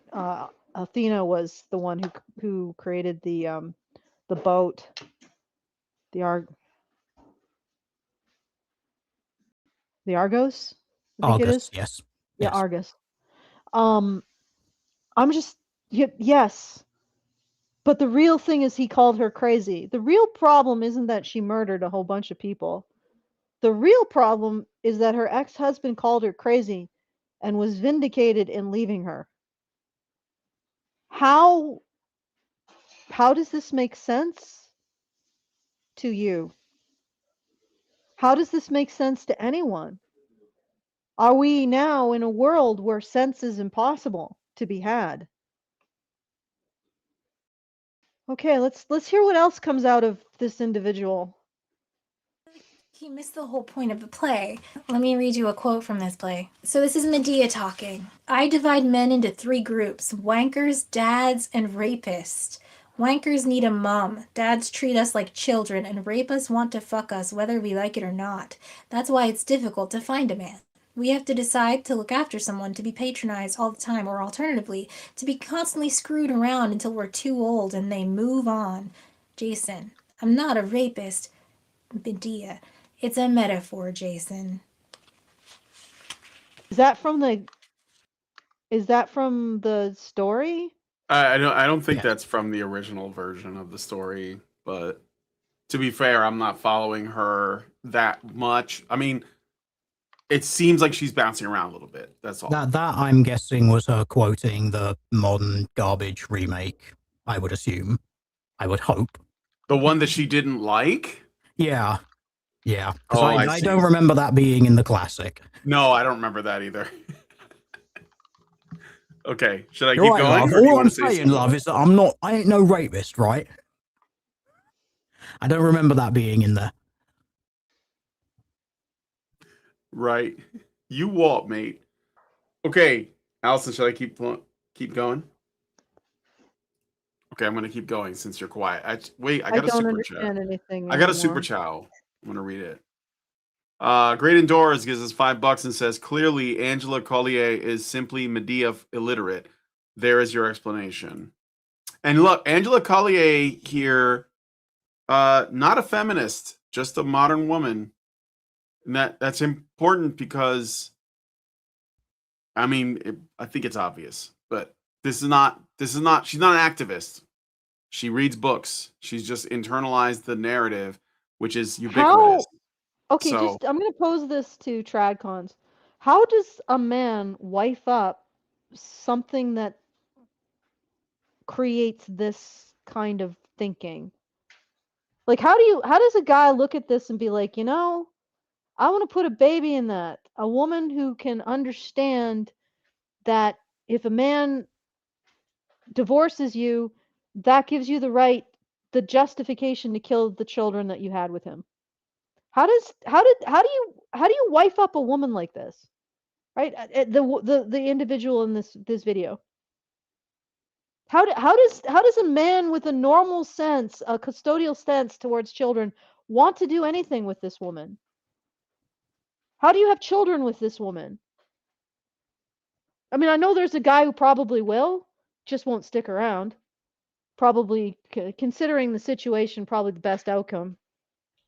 But yeah, like how do you look at this and say this is something that this is a reproductively viable member of the human race? Well, I think the problem there is thinking that most men consider relationships on that level as opposed to just unga-bunga braining their way into them because herder tits and ass. Yeah, well, I mean, I have to push back a little bit on that because of that latest dating panel. Those guys were not expressing a single amount of sexual interest in the women on that panel, despite tits and ass and the fact that those were like the women were obviously massive sluts. So I think there is a contingent of men who are looking at women, modern women, and saying this is unwifeable. And it's not there is because definitely a contingent of men doing that. I would say there's definitely a growing contingent of men doing that, but I think those men are the minority, just based on well, all of the stats that we see regarding how the sexes interact with each other, especially when it comes to things like violence and in their relationships and how quickly relationships fall apart. I don't think most men are doing the vetting that they should be. Oh no, I agree. That's what I'm getting at there. I'm not saying all men are just unga-bunga cavemanning their way into any hole that they can, but there is a good number of men who do. I would say most what of I them. think what I'm getting at is the trad-cons talk about, you know, the declining marriage stats. And of course, with single women, they're declining in terms of having children. So obviously someone is declining from this situation, right? And it can't just be women, because the single women are also lowering, they're not having children as much. And the trad-cons look at that and they say to men, you should man up and marry women. So maybe men are manning up and looking at women like this and saying, this is unmarriageable. As a man, I cannot do anything with this human being. I cannot produce a relationship and I cannot produce children with this human being. So maybe what I'm getting at is maybe the trad-cons are sort of misattributing where the problem lies. Because if they say to men, man up, and men man up and gain a sense of control over themselves, maybe the ultimate result is, yeah, this woman is not suitable for any kind of relationship or having children with. Have they I considered question that if might be that? tradcons have that much of a mechanism in their worldview for that, because what I repeatedly see from them is that their worldview is you need to man up, and if you man up, then the woman will follow you, and you just get her to do what you want. There seems to be a concerning number of them who actually think that that will happen, as opposed to more likely what happens is you get women like this who I think you have to kind of probe to find out all of this insanity that you get from her.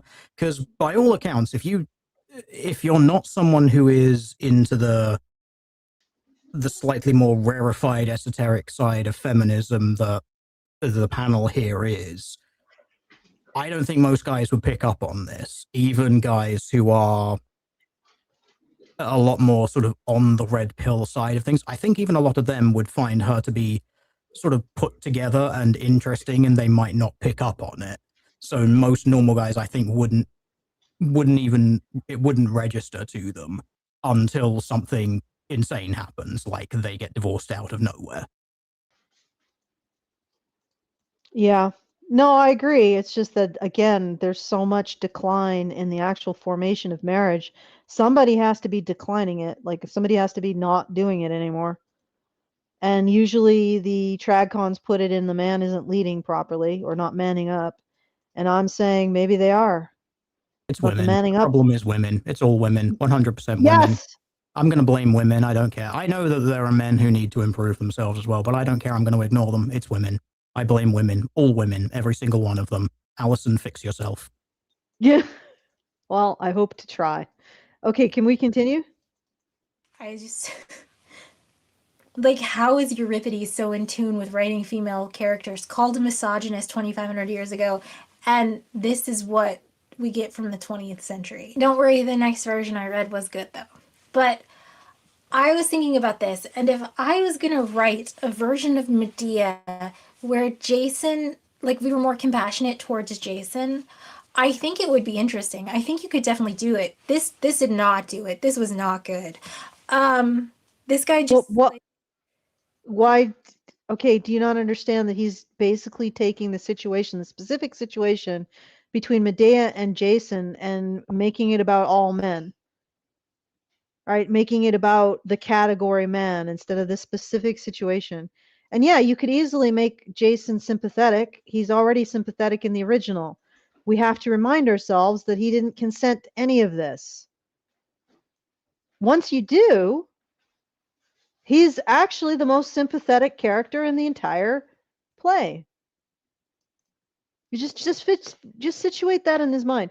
Just realize that his consent was something that was necessary too, and then it completely reframes the entire play. Well, I don't even think it reframes it. It correctly frames it as a horrifying tragedy centered on Jason's experience. But this reading is not accessible to her. I'm curious how she thinks she would make Jason sympathetic. Shall we continue? Repeated the text of Medea, but like took all of the things out of it that made it an interesting story, which is a negative review. But again, I think you could do something interesting with Jason. Like Medea, even though it wasn't her choice, right? Like Eros shot her with an arrow and she was like magicked into falling in love. But Medea gave up everything for Jason. Imagine what that feels like to be Jason. Okay, but by everything you mean she killed a whole bunch of people? I think she was forcing other people to give up more for her ambitions with Jason than she was herself. Unless you mean that she moved from one country to another one. That wasn't uncommon at the time for marriages, but yeah, she did a lot of murdering. I'm pretty sure that, you know, taking other people's lives is forcing them to give up a lot more than you are when all you have to do is move. To be with a guy who's got a lot of social cachet and is doing quite well for himself in all other regards. I'm finding it a fascinating move that she's starting with framing Jason as more sympathetic by once again focusing on how Medea is hard done by. Let's continue. I'm interested. Their life for you, and now you're just saddled with them. It kind of like imagine Romeo and Juliet. Like imagine the ending changes, and Romeo and Juliet get married, and their families, the Montagues and the Capulets, are like, "Oh, you guys, I guess we're like gonna end our feud. I guess we're together now." Can you imagine how much pressure would be on that union? Like you are some 17-year-old boy. You marry the first hot 14-year-olds you see, and it ends a 100-year feud between families, and now you're trapped with her. And you're literally justifying why Jason might have had a concubine somewhere else. Imagine, let's imagine if Romeo wasn't a fucking retard who killed himself after knowing some thought for 3 days. Let's pretend that didn't happen. What if the family feud didn't end? Both sides knew that it wasn't going to end, and so they said to their son and daughter, you know, we're going to line someone else up for you in case we get backstabbed by those cunts in the family we've been arguing with for the last 100 years. Yeah, you just described Jason and his new side piece, which is probably the one he actually wanted anyway. Why did she have to use Romeo and Juliet when you could just look at the actual story? Like she's saying, well, what if Jason's marriage to Medea ended a feud? Well, what if Jason's marriage to Medea was coerced by a goddess who would destroy his life if he refused? What if his marriage to Medea was punctuated by Medea murdering people around him and showing that she is fully capable of killing people, including her own kin? Right? We don't have to take this story out of the actual story events it's in to find a reading in which Jason is the coerced party, thus the most sympathetic. Right? We don't have to be like, oh, what if he was Romeo? What are you doing, lady? Okay. I wonder if she arrives at anything worth arriving at by this strange circuitous route. Let's pretend that Juliet just started killing people in Romeo's family while saying, you know you're mine, right? You're not getting away from me, right? I saw you looking at her as you were walking past her. By the way, there goes your father. Yeah, you still looking at another woman? Well, what's that? Oh, maybe your mother's going to fall down those stairs over there. Yeah, let's imagine that Romeo and Juliet was like that. Yeah. Would Romeo be justified in saying, yeah, you know, I don't think I want to be drinking this cup of crazy anymore? And also, it was never my choice to start. Like, I had no choice, Medea. If I didn't drink the cup of crazy, that's you, I would lose Hera's blessing and make an enemy of what is she, the most powerful goddess? Like, yeah, that wasn't in the cards for me. I had to drink the crazy. Okay, let's see where she goes with this. I'm fascinated. Have a complaint about your relationship, even though it was so brief of a courtship and you were kind of magicked into it in Jason's case. Like, that would be stressful. Whoa. What? Oh, there. Okay, there's almost a moment where she sees something there. You see, Romeo's choice was his own, regardless of how short a courtship it was. He chose it. Jason didn't. She almost gets it. Let's see where she bounces to next, though. Story to tell. Like, why does Jason want to leave Medea? Is there a reason? Has he always felt this way? Does he feel pressure from being the person responsible for a woman abandoning her whole life? Like, that could be interesting. But instead we got this, like, dang, Medea sure is crazy. Okay, this is really good, because she is okay, so this is it. This is pathetic. This is the entirety of her efforts to look at the situation in the story from Jason's point of view. She briefly touches on the fact that he was coerced to begin with, and then ends with I don't even think that it is an understanding of what has happened to him at all. She has to pull in another story because she can't see this story with any clarity. And she's like, well, what if we read it? Guys, what if we read this story in which a man is coerced by a goddess into marrying a woman who's homicidally crazy? What if we read it like this guy was in a situation where he chose this woman, but he had a lot of family pressure to stay with her? What if we took the situation and made it 10 times less horrible, and then we could see that this guy is sympathetic? I'm still looking for some coherence in this brain that is being presented by this video, like this set of thoughts. Do you guys get what I'm saying? The thing that I think I've learned from this woman is that someone having a freezer full of people's heads is not a red flag.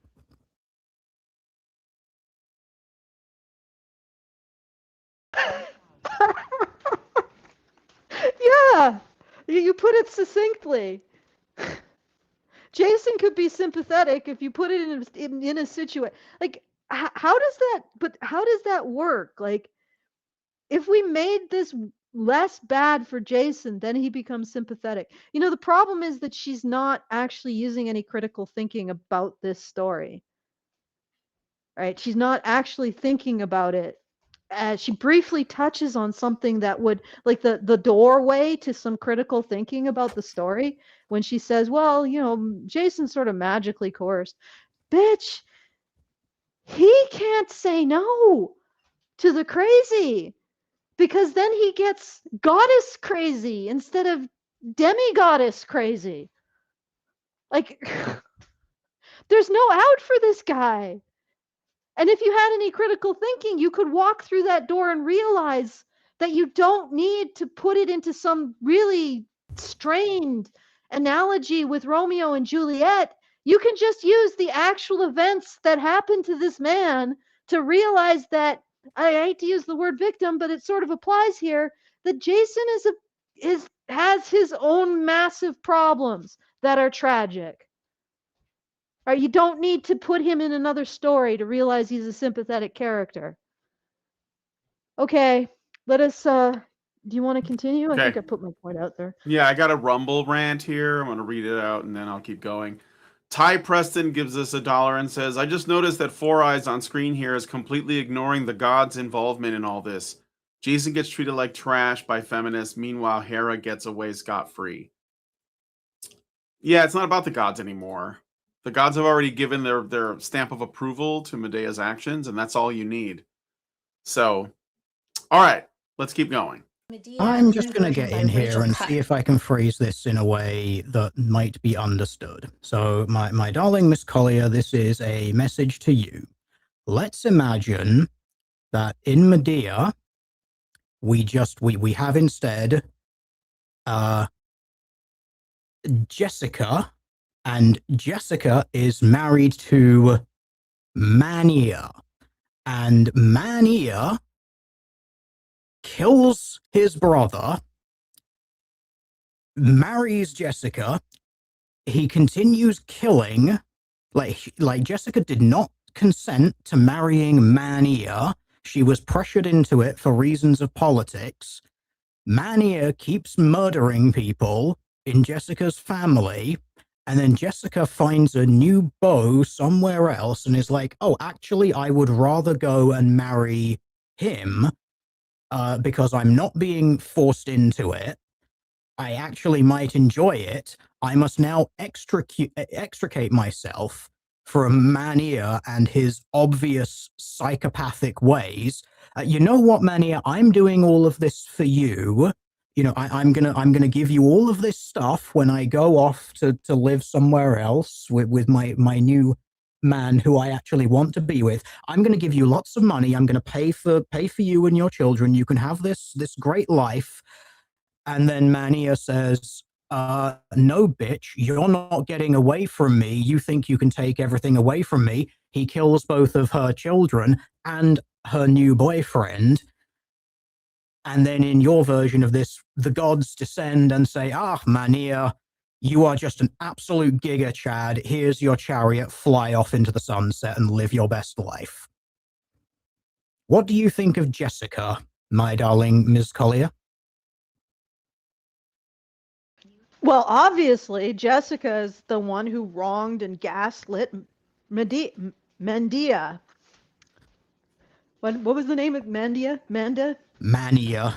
Medea. Yeah, obviously Medea, Jessica is the most manly of mans, whoever manned. Medea. Obviously, Jessica is just gaslighting Medea, and she should be held to the standard of matrimonial sanctity. She gave her word, and by betraying her word, she incited Medea to kill their children and her new boyfriend and her new boyfriend's father. That's obvious. Obviously, Jessica is the villain. Obviously. And Yeah, after really, all of this happened, Jessica, in her grief and depression and misery, just got run over by her car. You know, it just happened. She left the handbrake off, and that's how her story ends. And also, I want to point out that Jessica wanting to bury her children and touch them one last time is even more evidence that she's just a feckless bitch who deserved everything that she received. And we can't feel a moment of sympathy for Jessica having been forced into marriage with Medea, which incidentally, that forced marriage is binding to death. She can't have an interest in any other man. All she can ever love is or ever be with, love is incidental, is Medea. Right? That's it. And obviously it was some kind of who knows, what will we call it? Not postpartum, but post-fatherhood transition psychosis that caused Medea to kill his kids when they were in their teens. And so he shouldn't go to jail for that. He's obviously not crazy. These are sane responses by a sane person to Jessica's provocations. Like, yeah, you're right. When we say it this way, it's absolutely insane. And nobody would assert it.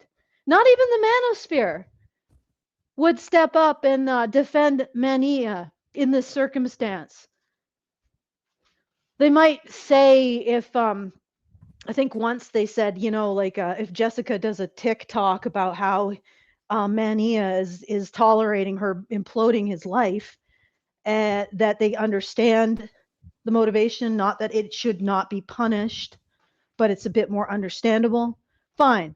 Yeah, maybe you would get that, but you would not get an extended video essay saying that Jessica is the villain, Medea is the wronged party, Jessica is gaslighting him when she's trying to get away from him and framing it in terms of his benefit, because she knows that if things aren't framed in terms of his benefit, he's going to kill her or he's going to kill someone.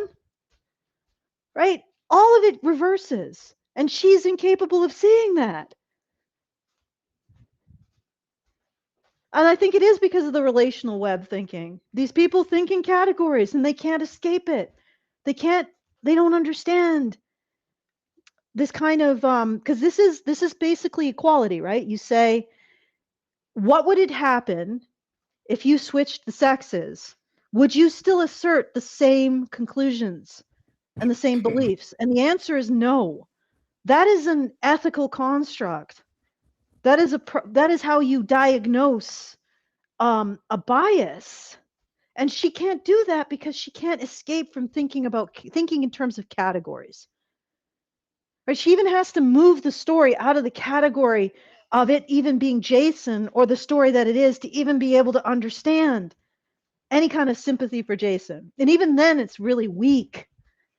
But okay, let's see where we're at. I do actually legit. I don't know if you could do this, but if someone could actually rewrite Medea as the tale of Jessica and Medea and give it to her in like 2 or 3 years' time when she's like completely forgotten about this, and see what her opinion is. I think that would be really interesting. Like, you probably wouldn't be able to do it, but it would be fascinating to see the difference. Indeed. Shall We we already continue? know the difference. Yeah, We already know the difference. I know, but I want to see it from her. It'll be funny. Yes, it would. Yes, it would. Okay. I just want to clarify something before we continue. We probably should do you have to get going there, Brian? Or soon? Okay. So we'll do like a couple more sections, or one section maybe? One more, okay. Okay. From 2015. Rachel Cusk is an author. I read Outline by her last year and it was great. And I have 2 more of her books and I'm so excited to read them. And I really liked this version of Medea. So in this version, Medea is a playwright and Jason is an actor. And Medea has had a more successful career. She has supported Jason in his kind of like fledgling little acting career. At the start of the play, like before we enter, Jason gets cast in what I assume is like a Marvel style movie. Like he's got a 7-picture deal. He's going to make a whole bunch of money. And the reason he's cast is because the producer's daughter, who's like the young 19-year-old, is like, Daddy, pick him. So Jason has to leave Medea so that he can have this role. And it's just like in Euripides. Jason is like, I'm doing this for us. Like, I'm going to date this hot 19-year-old. We're going to have a ton of money. I will support you. And he kind of just leaves her to take care of the children. And she has to sell the house. And the kids, again, there are 2 sons in this. The kids are like upset. Like, why did you do this to us? Why couldn't you be better so that Dad would stay? And Medea in this play, she like really tries. She tries to keep the kids happy and they're mad at her. She tries to keep the house, but she can't afford it. She can't write anymore because she doesn't have time, because she has to do all of the child rearing all by herself and she can't make it work. So she's just like, no. It's again this kind of righteous anger. Like, why are you allowed to do this? Why is Jason allowed to leave? And because you had contempt. Spend the rest. Because you had contempt for him. What was this, your little acting career? If this was honest to the actual play, yeah, he should leave. Because his wife was contemptuous of him. But the other thing is that this is not the same story.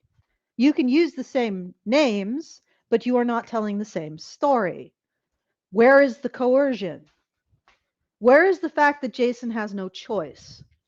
How about this? Medea took in a much younger, homeless actor who was on the verge of starvation. She said, you're going to have to marry me or you're back out on the streets. So he did. Then later on, when his acting career takes off, he decides to go with a different woman after they've had children, right? He says, I am going, and now that I am able to support myself, I'm going to make my own choice. Okay? And Medea, thinking that she's owns this person, this man, decides to kill their children and his new girlfriend and the father-in-law. That's closer to what the actual story is, not this. So you like a story that isn't the story. You like a remake of a story that doesn't resemble in its fundamental parts the original story. That's really convenient. Okay. Did you guys want to add anything to that? Yes, I have to be very slightly silly because why not? Look, if Jason was an actor looking to get a role, it would not be Mr. Weinstein's daughter that he was doing the favors for.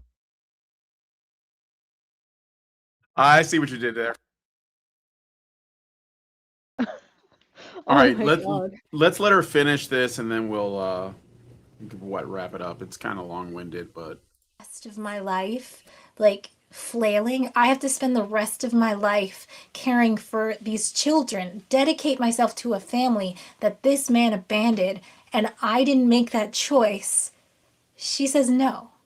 And in this place, she doesn't murder her sons. She just did what Jason tried to do. She drops her sons off and she's like, you wanted to end this. Here are your children. I will go be a playwright. And she just leaves. She's like, take the kids. Good luck with that. And she leaves. Fascinating Wow. decision. And in this, You know what's interesting about this is I've actually heard at least one divorced man say that the way that you deal with this, with a situation where what a woman holds your kids over your head, is go for absolutely no custody.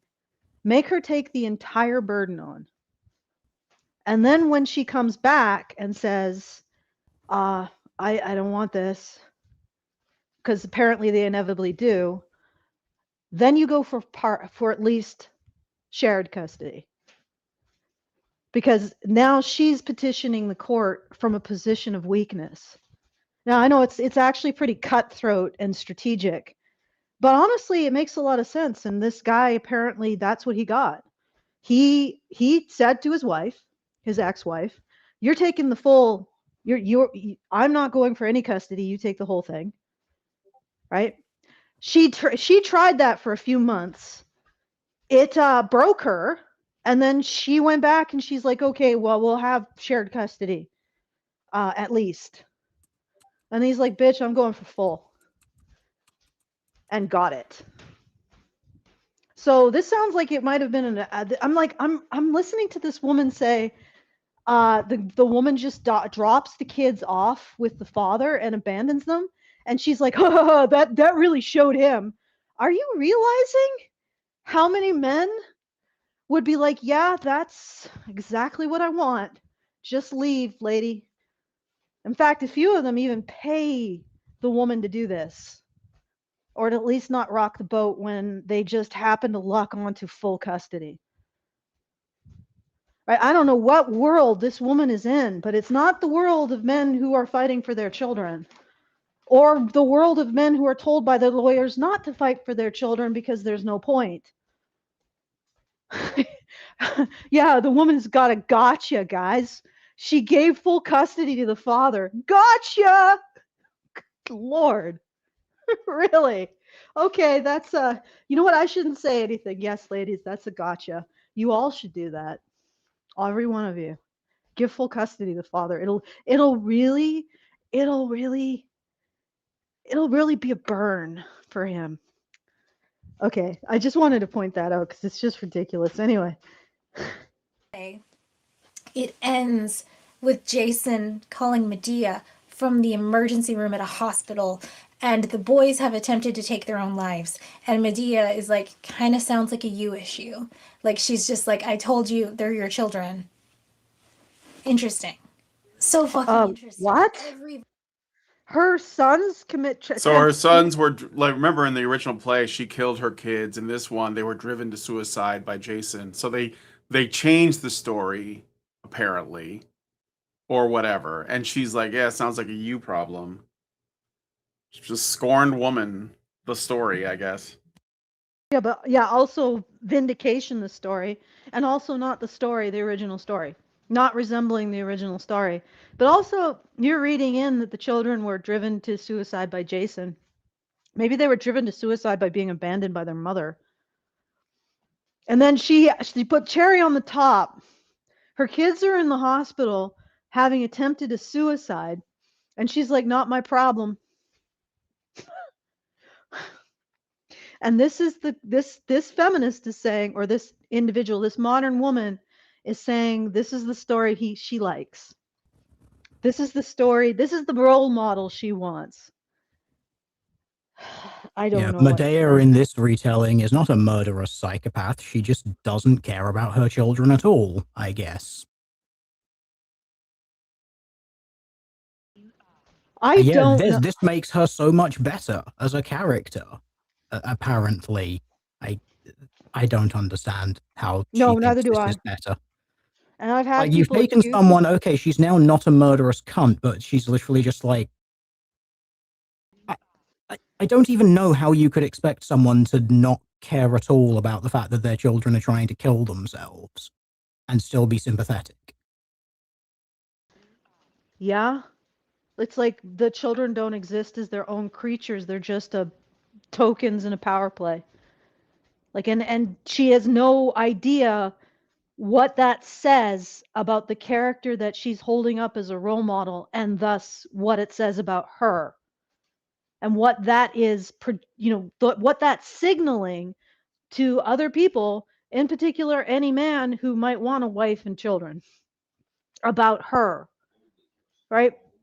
The other thing, I periodically on Twitter, some feminists will accuse me of making men, like telling men that feminism is bad. And, of course, men just listen to me.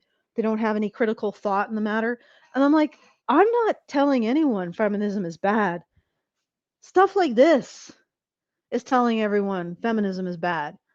Feminism producing women who lionize murderers, who are incapable of understanding that men have a right to consent to sex too, who put on pedestals women with a toxic indifference to their children, right? That's what is selling men on anti-feminism.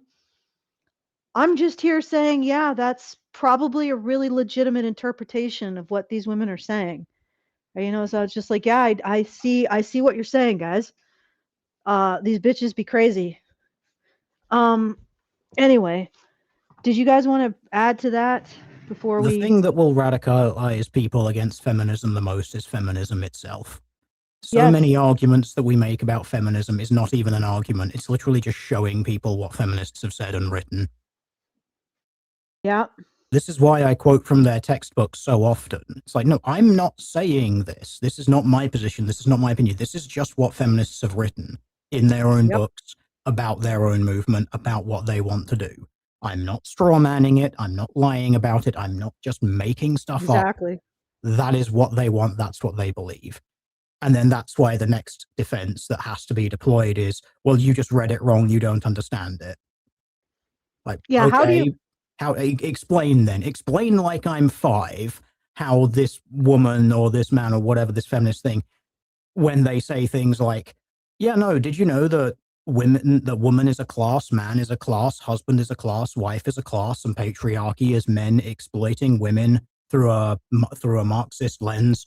Women are actually the productive layer of society and men are the expropriating capitalist class, and that all of this comes together to oppress women and advantage men. Everything is literally just women are slaves and men are not. Men are just these owner class. Okay, explain like I'm 5 how I've got that wrong when I'm literally just quoting from a women's studies textbook telling me what feminism is. Yeah. An author literally saying, this is how patriarchy is defined. Explain how it doesn't mean that heterosexuality is the site of female oppression when feminists assert that heterosexuality is the site of female oppression. That's not what they're saying. They're saying something completely different. That is not a feminist thing to assert when it is foundational.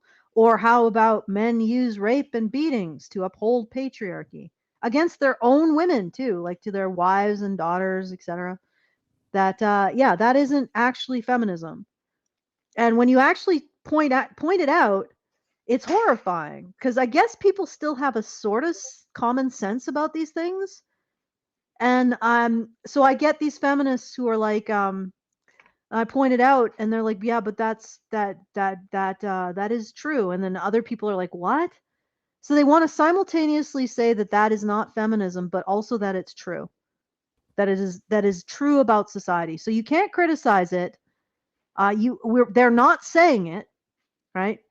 They're not saying it when you're criticizing it, but they are totally responsible for it when it's seen as a good thing to assert. It's freaking insane. Anyway, this is what I'm